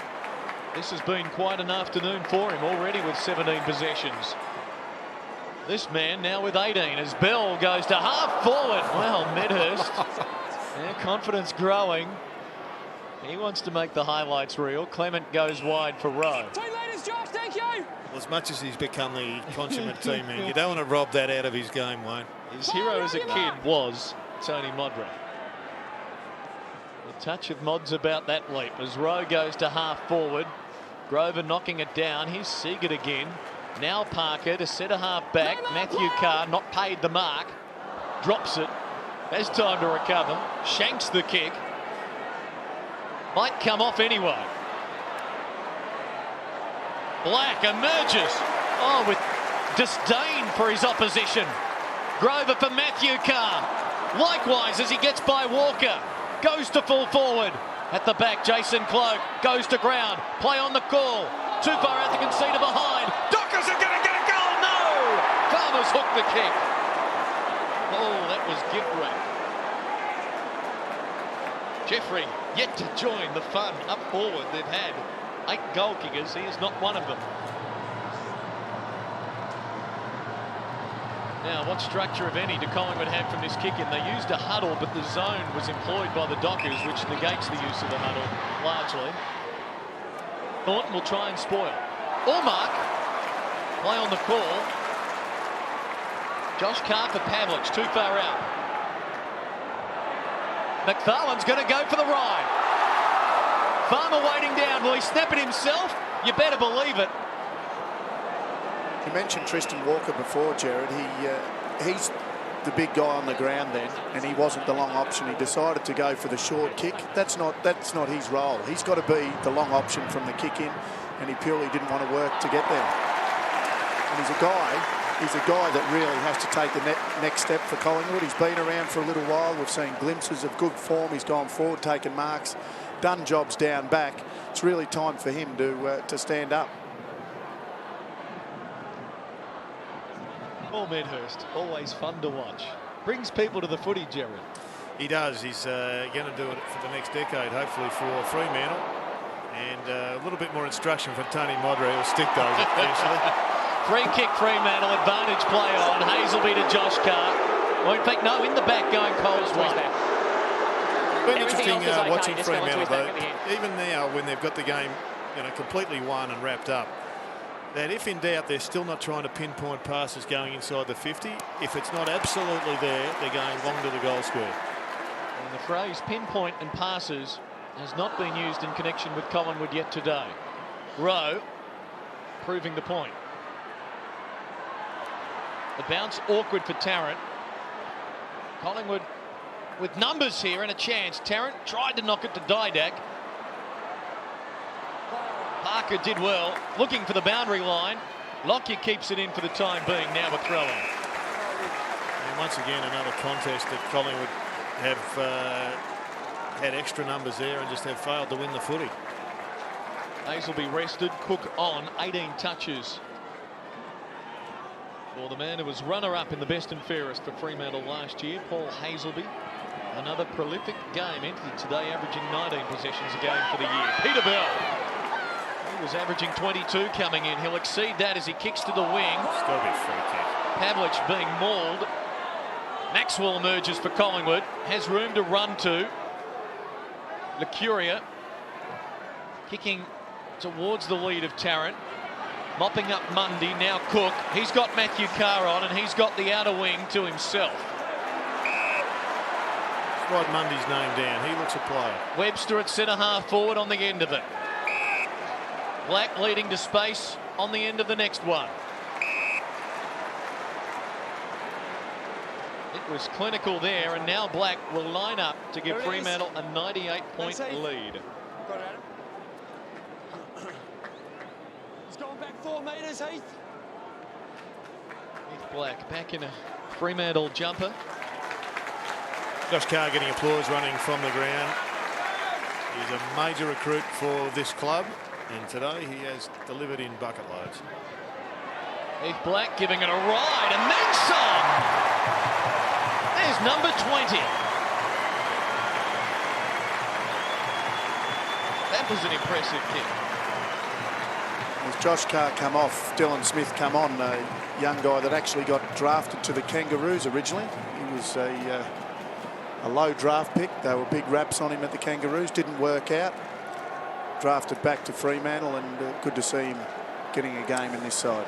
Well, there's a lot of people out there think that Dylan Smith is has got a lot of talent and is going to make a name for himself in AFL despite the early setback.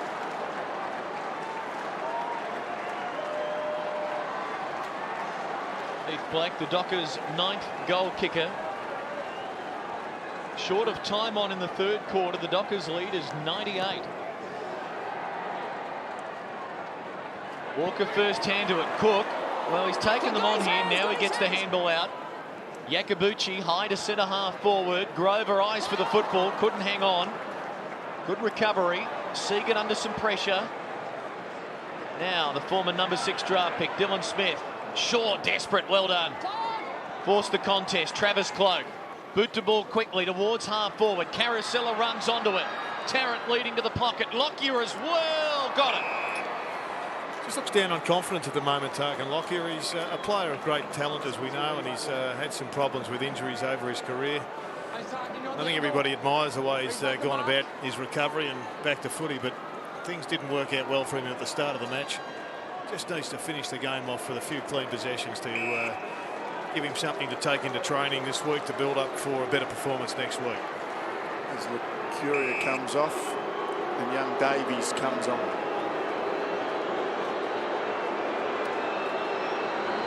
Lockyer, straight kick.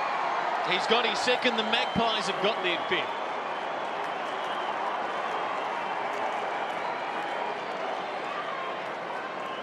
Ever been in this situation before, Wayne? 92 points adrift in the third quarter. I think anyone that's played football has been in this situation. Early years at the Kangaroos, we copped some almighty floggings off the mighty Hawks in the late 80s, early 90s. So I know what it's all about. It's not good.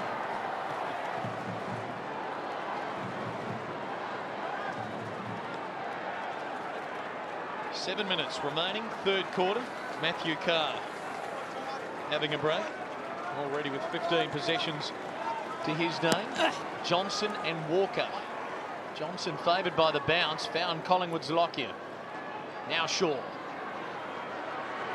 Still running on a warm Mother's Day in Perth, going for O'Brien. The bounce was favourable. Tarrant the lead to the pocket. O'Brien chipping shorter than that to Burns. Yakabuchi takes it away from his more experienced teammate, and why not? He sets up Lockyer and he hooks the kick. Well, it's a plus, Yakabuchi. He looks like he's got some pace. He looks like he knows what to do when he's got the football. And Tarkin Lockyer, a couple of extra possessions. One in the middle there, he ran off the square and got involved. That time he went around the corner again and he missed. But you know, you've got to build for next week now. You can't wait until you get on the plane and drown your sorrows. But there's something to be gained out of this next 40 minutes of footy. Mundy with the football on half-back for the Dockers. Now Grover. The same applies to Fremantle. I mean, this is a soft, easy victory for them. And if they change their habits rather than just sticking to the plans, well, they may just find it comes back to bite them next week. Goal for Maxwell. Gets away in the nick of time. The kick is wide and out of bounds. And that's that pressure that Jeff Farmer has been putting on over the last few weeks that Chris Connolly's been very happy with. Now Headland kicking it to the hot spot. Over the head of McFarlane. Nice mark, Maxwell. Elected to play on. Rose about to be run down. And that's the free kick. And that's the pressure that Chris Connolly has maintained, has been keeping Jeff Farmer in the side when half of Perth, or most of Perth and Western Australia wanted him axed. I guess what has happened though is that he's been able to, with the bigger structure, play that small forwards role rather than the small full forwards role. And therefore he's not being solely judged on how many goals he kicks, but how many goals he's a part of. Kicked 7 last week. Had just the 6 after the opening 5 rounds, which accelerated those discussions about his future. Aged 27, this is 187th senior game. Still looking for his first today. Won't get it there. Won't be a score. Kept in. Chance. McFarlane! Oh, you know it's your day when that sort of stuff happens. He's got his ball.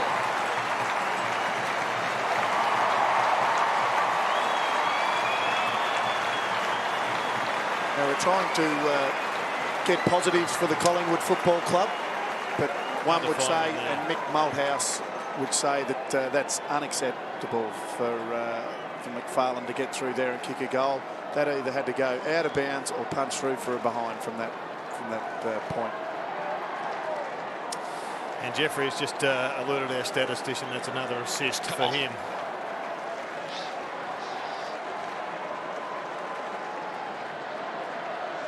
It's been a 6-goal-to-1 third quarter after it was a 9-goal-to-none opening term and Tristan 6-4 in the second. Let's see how big Tristan goes against very big Aaron. Good bounce to contest. They both palm it the same way. Burns tied up. Sandilands knocks it on, doing the 1%ers today. Morrison got in the way. Rowe delivers to half forward. Webster the spoil on Carousella, and then a clever bump. There was a 1%er as well. Freed up Mundy. Smith caught. Rowe quick hands. Travis Cloak. Awkward kick. Hadrill lost it. Holland. Collingwood a chance now. Chip to Tarrant. Parker's played him well today. Mind you, Chris hasn't had a lot of chances, and Parker concedes a behind. Chris has had very few chances. There's an article on Chris Tarrant during the week saying that he would like to get up into the midfield. I'm sure he would have liked it a bit more today because it hasn't come down too well to him. And might as well put him up there now, I guess, for the next, well, for the last quarter. Just go into the ruck or go to centre-half back. Why not? He said he wants to play in a similar vein to James Hird, be able to drift up onto the ball, get a little bit of it. Sick of having ruckman dropping back and lose players all around him, which has happened on many occasions today. Oh, look at that. Set up by Medhurst. Pavlich running back. Johnson was running out. Yeah, Johnson just needed to just give Hold a little his bit, man. a little bit more support to Matthew Pavlich. He knew the contact was coming, and he's worn one down the spine. But that's all part and parcel of learning. He will learn that he can just put his big frame in front and protect these key forward. The applause for Pavlich coming off. Jeff Farmer's going to have another go. 4 shots in the last 8 minutes. Yeah, Jeff. and not many have scored. Certainly no goals as Pavlich just feeling the effects of that bruise is replaced by Des Hetland. I reckon Jeff Farmer plays best and kicks the most goals when he gets it and runs. No matter where he is, even if he thinks he's clear, just get it and run first and get yourself clear. Few people are going to catch him, but I think it gives him enough time just to get a greater sight on the goals. Stevie Milne-esque. A good example. Tarkin Lockyer's been working hard this quarter. His 6th possession for the term. O'Brien, Long, Webster with Carousella chasing him. Hazelby now, look at them flood the outer side. They do this so well. He goes to Black. Numbers. Running with him, Josh Carr. Johnson calls them on. Medhurst leads. McFarlane wants it long. Medhurst the target. Spoiled by Clement. Still going Josh Carr. Still going Heath Black. Hemmed in on the boundary at 45. Disciplined centering ball. And Des Hetland leaps over the top and should be able to kick his 5th goal and extend the Fremantle lead beyond 100. And once again, right across the face of goal to the opposite side, gives the forward an opportunity to actually jump at the ball rather than standing under it. Des Hetland, the #1 draft pick 7 years ago, kicks his 5th goal. The lead is 102 points.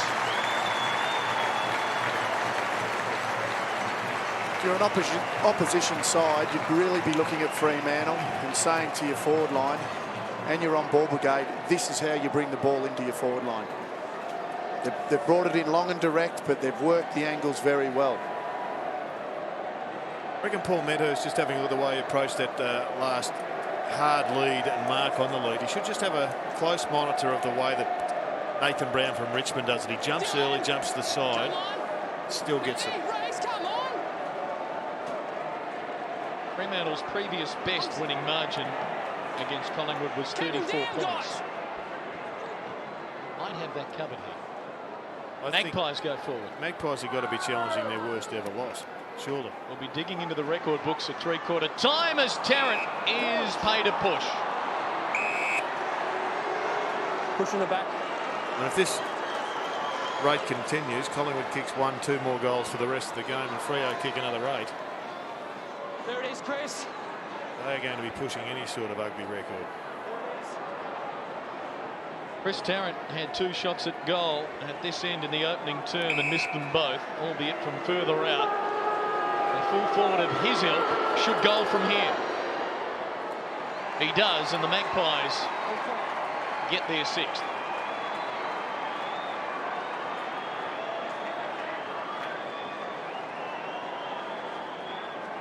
Not much more need saying. He's continued to try all day, Chris Tarrant, and that's one of the very few occasions that he's had a one-on-one contest with Parker. Usually there's been a couple of other Dockers around him. Tarrant getting the pat on the back from Brodie Holland. No joy for the Pies today. Collingwood's 2 leading ball winners today prior to this match had 1 game senior experience between them. Davies on debut with 14 touches. Yakabuchi in his 2nd game with 13.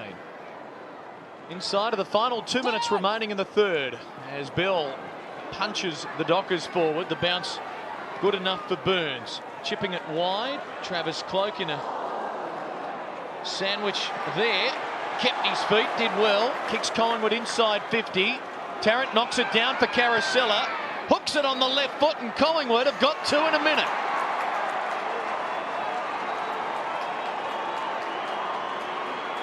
Not quite, here they come, but they'll take it. Well, it's all about records at the moment. No one wants to be involved. Not that it matters all that much, but I guess if you can get just something on the scoreboard, it eases the pain by a tiny little bit. It's a bit like the preference of death by 1,000 cuts or 990 cuts. Ease the pain. You sound like the voice in Field of Dreams.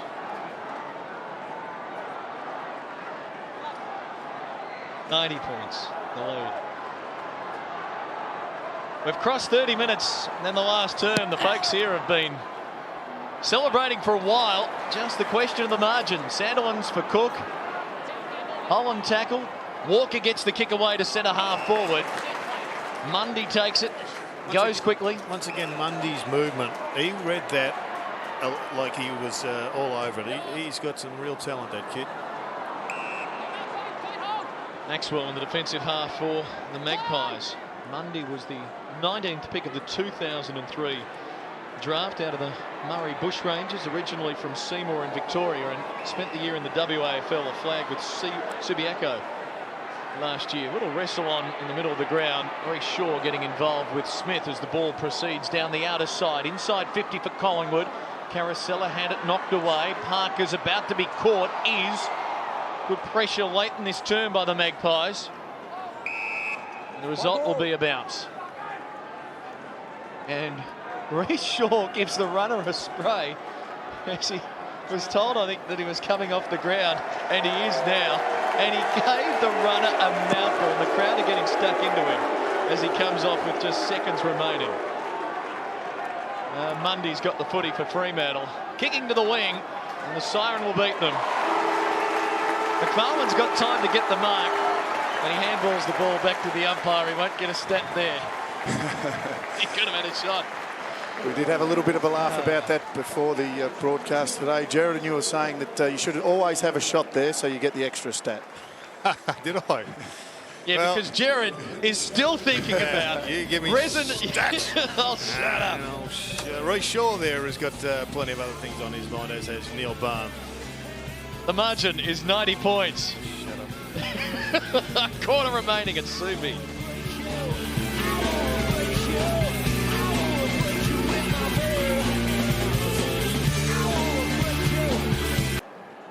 those statistically inclined, Fremantle's best ever AFL score is a matter of 4 goals away. They kicked 25-13 against Sydney in round 6 of their first ever season, 1995. That was at the Wacker. So they're just 4 goals shy of eclipsing that, and their greatest winning margin came in 97 against the Bombers.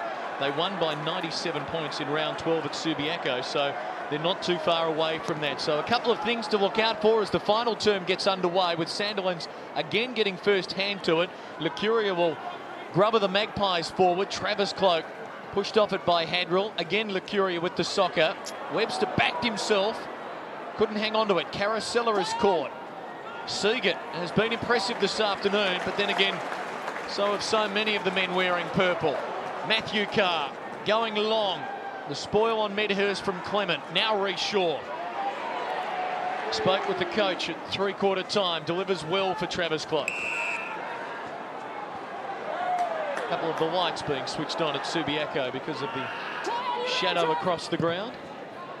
Cloak bangs away up forward. Tarrant's going to try and take a pack mark. Didak at the back, needed a kind bounce, didn't get it. Grover still under pressure. Carosella, good tackle, ball held in. Collingwood with 2 contested marks for the afternoon.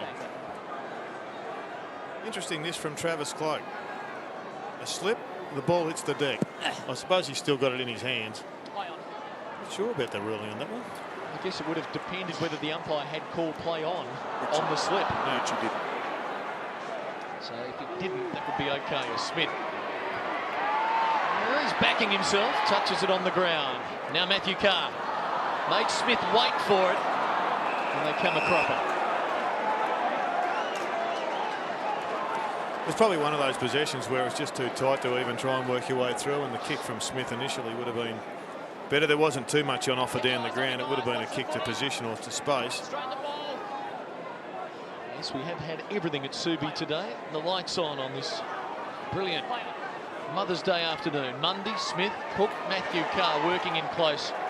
Oh, that's, well, it looked like being a clever kick, just a step short of Josh Carr. And here's Yakabuchi, one of the few beacons on a dark day for the Magpies, as Travis Cloak and Hadrill happy to see it over for a boundary throw-in. And Robert Hadrill happy to get through the game after injuring his ankle in the opening round against the Power. Showed pretty good speed then, Travis Cloak, for a big guy. Hadrill's no slouch. And tough for young players in their first year. I guess that they will deal with this best because they know that from an accountability perspective, they won't be the ones drawn to account, but they will have better days, rest assured. Heath Black keeps it low inside the 50. The passing to Des Headland has been superb today, and he can kick goal number 6. His last 2 weeks as a forward have been pretty high quality. He's just worked in pretty well with Pavlich. And I think Heath Black is also having a pretty fair season since coming across from the Saints. Headland now for his 6th. Missing to the near side. Almost playing that role as the third tall. They're all mobile. Pavlich, as we know, can be a ruck rover. McFarlane's no slouch, and Headland. That's the real strength of this Fremantle side. They're so flexible. They can throw guys forward, back, on ball. Jason Cloak wrestled Headland out of the equation as Morrison darts away and feeds O'Brien. Wobbly ball for Lockyer.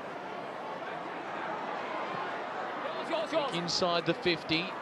Didak just trying to slap it on for Carosella, who helps it over for a throw-in. Headland a little proppy.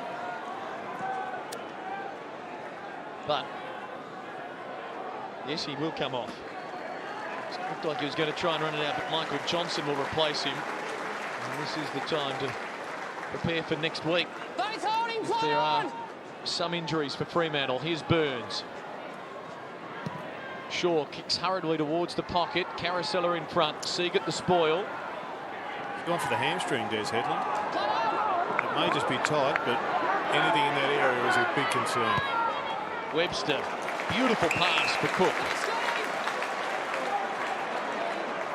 Waits for Hadrill to run into space and then gives him the footy. Got the overlap with Carr. And they are away. Josh Carr now with Medhurst screaming forward short. He elects to go longer. Easy one for Jason Cloak, peeling off McFarlane there to take the mark. A dark afternoon for Collingwood. Their percentage entering today 87.5, and that is heading further south, firmly entrenched on the bottom of the AFL table. Maxwell going for Clement. Now long ball towards half forward. Good use of the body by Didak against Mundy. Can he get it onto Carousella? He tried. Dockers have numbers back. Josh Carr has got Sandilands short. And the crowd really getting behind the big man. 34 hit-outs today. This will be just his second kick. But he's done his job. Target perhaps Pavlich over his head. Clement dumped by Medhurst. Morrison to Mercuria, met solidly from behind. Wakeland, Clement and Burns hook up. No one to give it to. They're in slow motion. Clement. Morrison. Good heavens. Not pretty. Clement to centre half forward, and Grover glides in front of Lockyer. Let's get downstairs. Michael Thompson, tell us about Des Headland. Left hamstring at Clinton, and at this stage the physios feel it's just tightening of the hamstring. They've worked on it for about the last 3 minutes. He's just got up. He's now gingerly walking, but looks a little looser than he was before. I might ask him in a sec when he walks straight past me. Des, how's it feel? Did he give you the thumbs up? Des. Trying, but no reply from Des, understandably so, focusing on the game, but I think he's going to be all right. Much in the crowd. So tell him you'll give him votes if he answers. Pavlich, by the way, has the football, and he can think about a 6th goal. Now, we're talking about Josh Carr having 34 possessions, and there's been a lot of talk of late Brownlow medals. And should the umpires give the votes for the Brownlow medal? Greg Williams one day having over 40 and not getting any. Be interesting to see whether Josh Carr gets any on this particular day. He's got some competitors, including that man, Pavlich, with his 6th. Dockers get the first of the final term, and the margin is 3 points shy of 100. I reckon it'd be tough for anybody giving votes today, whether you had possession sheets or not, because there's been about 8 players that have been unbelievably good. There's been another 8 that have been really good. So how you get it right on a day like today is beyond me. It's amazing how many people criticise the Brownlow for it being a midfield medal, and yet every other award generally goes to a midfielder as well. Matthew Pavlich played every game last year, kicked 19 goals. He's got 16 already this season in his centre half forward role. Whereas last year, Chris Connolly moved him around, he said, to exploit the other team's weakness. If they put a small on him, they moved him forward, and vice versa. But more a key forward role for him this year. He might get another touch soon as Thornton goes to McFarlane at half forward. Can't control it. The tackle on Wakeland. Burns now for Morrison. Mercuria slips back for Morrison. Gets it away for Clement. Nothing forward. Going to have to bomb it to a contest. Tarrant used the body well against Parker. And just chips it around the corner. Casually, perhaps Carousella's got plenty to do. Grover about to be caught. Seagate. Mundy. Grover just one step ahead. Fremantle there, and Bell's waiting in the wings. And now they can go. Farmer wants it on the wing. And he claims the mark.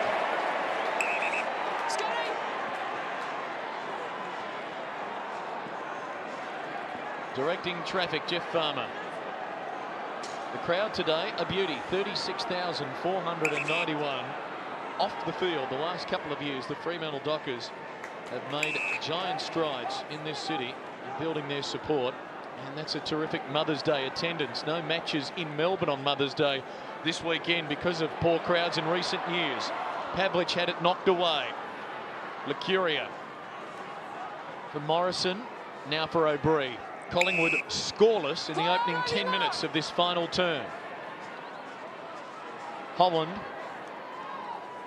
for Tarrant. Awkward ball to pick up, and he can't. Bell gets it from Seagate. Holland put the pressure on late.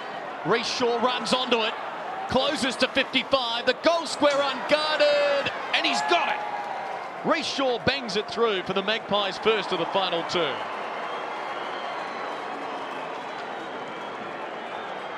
Well, it was against the flow of play. Peter Bell was run down from behind. He would be disappointed with himself for not being aware. But really, it should have been shepherded. That player should not have been able to get to him. He ran past, I think it was Grover. And Reece Shaw, to his credit, he just keeps on keeping on. And Reece Shaw may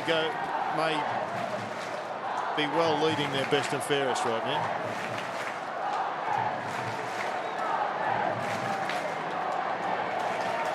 Shaw's certainly been winning plenty of the ball this year. Was averaging 23 possessions a game coming in. Has the 8 today, and now a goal. It hasn't been a huge day for him by way of possession, but body language and intensity have certainly had him well and truly in the top half a dozen players for Collingwood. Mercuria feeds Burns. And at a stretch, Rowe. Kicked a couple of goals to this end in the second term.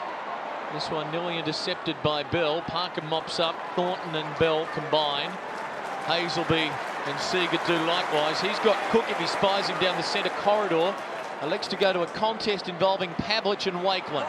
Pavlich just caresses it in front of Josh Carr, gets to his feet, takes off. And the kick between he and Cook. Cook, nice pickup, and gives it off to McFarlane. Gee, that was too easy. Well, we've got to stay in play, Jared. There is an award that on-ballers don't win. One that players vote on. The MVP. Right. Ever won that, Wayne? I don't want to say that, Clint, but there are some key position players that have won that one. Nick Rewalt winning it over Chris Judd last year. McFarlane bringing it back. Oh, it's a goal on the line for the Dockers, kicked by Matthew Carr. He's got no idea. Yeah, what the heck, we'll give it to him anyway. Carr's got his second, and for our Fox Footy viewers, we should tell you, coming up next month, you can see all of the past winners of the AFL Players Association Most Valuable Player Award receive their Lee Matthews Trophy. It was only instituted as the Lee Matthews Trophy in the last couple of years, as you see Carr kick the goal on the line, and a special night on Fox Footy exclusively as Wayne will accept his awards. Anything else you wanted me to add, Wayne? I led you into that beautifully. Well, the replay showed as if there wasn't too much concern for the goal umpire. I'm not sure why the field umpire made it look as if it was that complicated, that decision. Good jump there from Tex. That's what Tex needs to do. He needs to do a lot more of that. Show the Collingwood Footy Club that he can play, and he really has to step up with the injuries they've got to some of their bigger players. He has to step up. He'll contest here with Johnson. Gets it for Lucuria. There is something magical, Clinton, about the 100-point loss. Yeah. Magical for the winners and devastatingly ugly for the losers.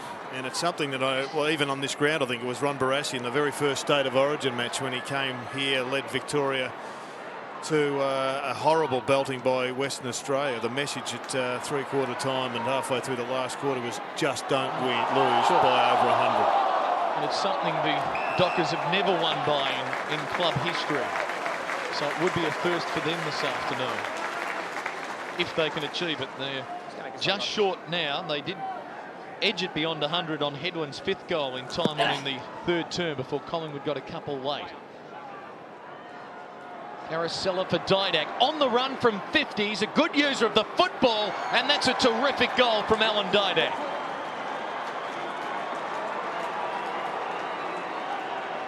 And that might stave off thoughts of a 100-point defeat for a concerned Collingwood coaching staff. Had an interrupted pre-season, Didak. He's only been back in the side for a couple of weeks, but has shown a little bit today under difficult circumstances. Well, they've had Rocker and Buckley obviously out. Fraser and Didak probably in their top 8 players. 6 players interrupted preps.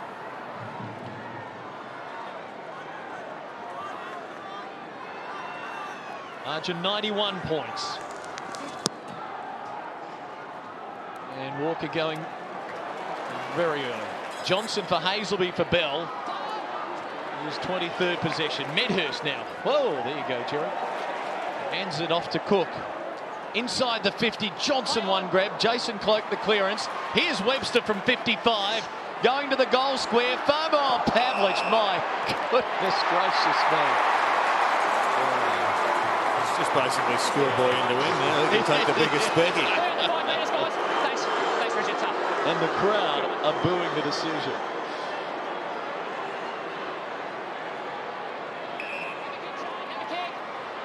Wakelin kicks it, the required 15 for Morrison in the back pocket. It has been a Mother's Day meltdown for the Magpies on this warm Sunday afternoon in Perth. Jason Cloak, defensive goal square, about to get the hurry up. Stabs it wide. This is Cole. Running the clock down, Collingwood. Here are the player rankings. No surprise, the Dockers leading the way. Currently, Pavlich from Seagate and Headland statistically best on ground, taking into account various statistical categories. When things are glum, there's worse to come. Out of bounds on the full. And Mundy will take the free. Mark's here. Come round there, thanks. Mark's here. Miss Connolly conducting the orchestra from on high. Yours. Mundy goes short. Pavlich recovers. Look away. Handball for Medhurst. Likes a goal, does Paul. This one drifts across the face for a behind.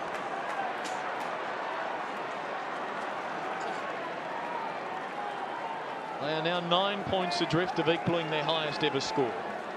Yakabuchi and Davies are saying this AFL footy stuff, not all that much fun. And our coach, well, he's going to yell at us as a group perhaps, but not individually because they've both looked okay. Curia towards Walker with Johnson to try and spoil. Can't. Bingo, Mark, that's a mark. Thank you. Hold there. It doesn't get any easier for Collingwood next week, coming up against the almighty Tigers. The almighty. Who would have thought we'd be saying that as Bell marks on the wing? The Tiger Tools, given the staff it looks like he's going to play, you just look around and you think already that there's major issues. Grover towards the goal square. Medhurst waiting down, looks at his second and drills through another one. This Fremantle party rolls on. Wayne? Well, he's given a few handballs out today. That was fair enough. But the Wizard was on there. Yeah, he was on. I'm sure they've got an understanding. Medhurst was saying, would Jeffrey be passing to me right now? And I thought, no. He was cruising there. So 2 to Medhurst. I'm on the Medhurst wagon at the moment. I can tell. He's jumped on. And he's skipping down the hill with him. The Dockers a goal away from their highest ever AFL score. If it would end now, it would be their greatest ever AFL victory. Can they close it out? Black for Matthew Carr. One more goal for the record. Smith for Johnson. They might get it too. Black for Carr. Pops it inside 50. McFarlane's going to fly. Morrison caught. Farmer. This for Fremantle's all-time high score.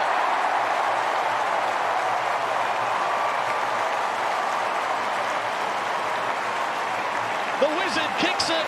The celebrations are complete. Not sure whether you could see it at home or not, but it was quite amusing when Jeff Farmer got the ball then and took off. The umpire in yellow was sprinting to the left of him, just as quick. I wonder why you actually do that when you can actually watch the Wiz just run in and kick the goal. He was just following it with the fly, was he? It's a mongrel kick from Jeffrey. Didn't matter. After 2 behinds and 2 out of bounds, Jeff's got a goal. 104 points, Clinton. So, on track for their first ever 100-point win in the AFL. It's already secured their highest ever score. The crowd are chanting. It's like the Colosseum in Rome, and they're giving the thumbs down to the visitors. They're saying, bring on more. Pavlich, stiff arms Maxwell. Gee, that would have been close to the pick of the bunch. Well, don't argue. Yeah. An air of authority when it happens. Come on! That gentleman has been a loyal Dockers fan for many, many years. The Mexican wave is circling Subiaco now, and everyone is getting involved. You ready, Jared? And one cue. Now, boys. Bell sees it over. So what you're saying is all those years you were out there and we were all applauding your great deeds, you actually just wanted to be in the crowd as part of the Mexican wave. And that was your first chance. Exactly right. Things that turn you on.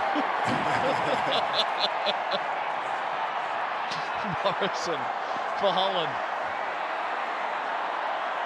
Now Shaw.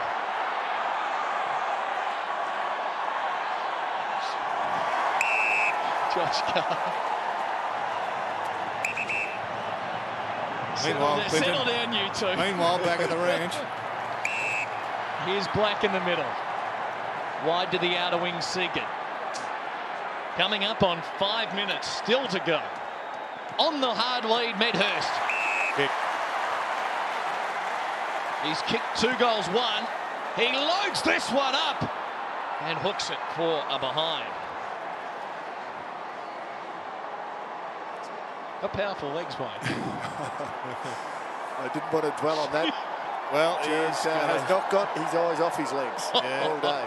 He's got huge legs. Legs 11. Good news is we're staying on after the game for our digital subscribers for more. You'll hear the press conferences of the respective coaches and the full wrap from Subiaco.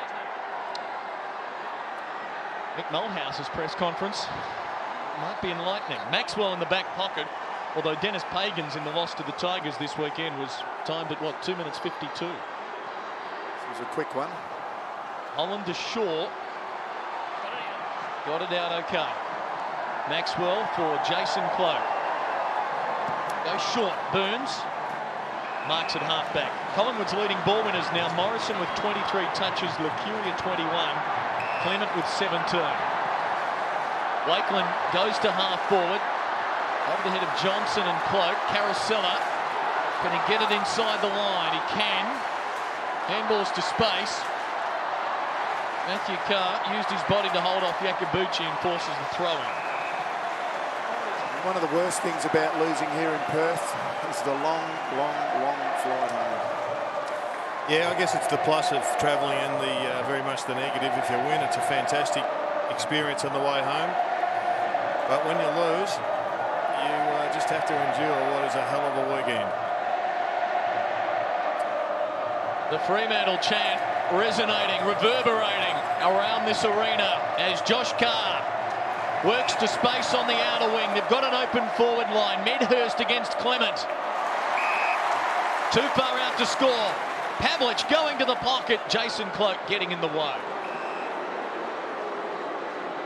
Number 37 for Josh Carr. Been a big day for Josh. As I said earlier, the votes will be difficult for the Dockers for their club champion award. Who would you give the votes to? One? Freo. I think you'd probably go Pavlich, Carr, Black. Bell unlucky. Thornton with the football. Plenty unlucky. It's become just a celebration this final quarter for the supporters here. Smith with now 34 players in Fremantle's attacking half of the ground, and Bell about to be crunched by Morrison, who was in the marking contact. There'll be no 50. What would distinguish Pavlich's and Carr's game? I think when you're winning so much of the ball through the midfield, it's easy to get a lot of ball like we see Black getting there as a forward. It is a little more difficult, and obviously kicking a few goals does help. Plus, I'm very biased towards forwards, Jerry. Now we're getting to it. We'll have a look at this pass. Heath Black's been a great pickup. The midfield, and don't forget they've got Jared Schofield to come back into this side, a bloke who played in the Premiership last year, has had an injury early in the season. But the options through the middle now are pretty plentiful here at the Dockers. And reflective of that, a guy like Shammer's an emergency and can't break into this team. Yeah, he struggled for form a little bit this season, and he's had to go back to the waffle and work his way back in. Don't forget Troy Polar. Medhurst for his third. And his brother Graham. Graham, wasn't gonna I say raise Troy. Sorry, Graham. 27 goals today for the Dockers. This record score, record-winning margin rolls on. Medhurst has kicked his third. I was looking straight at Troy Cook when I said that. Yeah, well, that's another big kick from Troy Medhurst. And he's saying, I'm so excited, Jared was here to see it. Been a long day.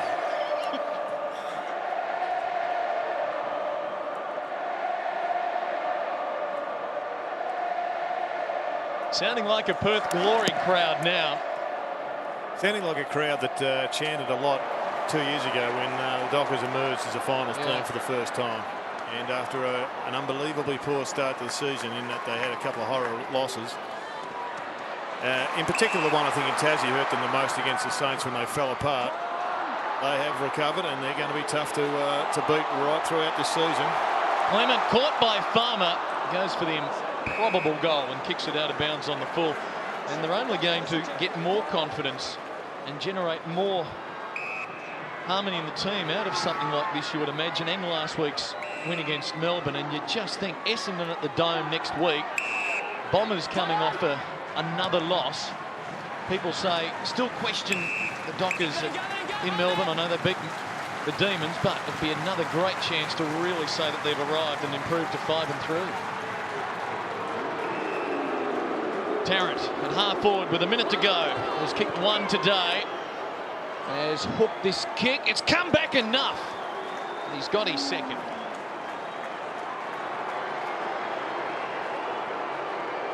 It's been a tough day for Tarrant, but he's continued to lead, continued to get to contests.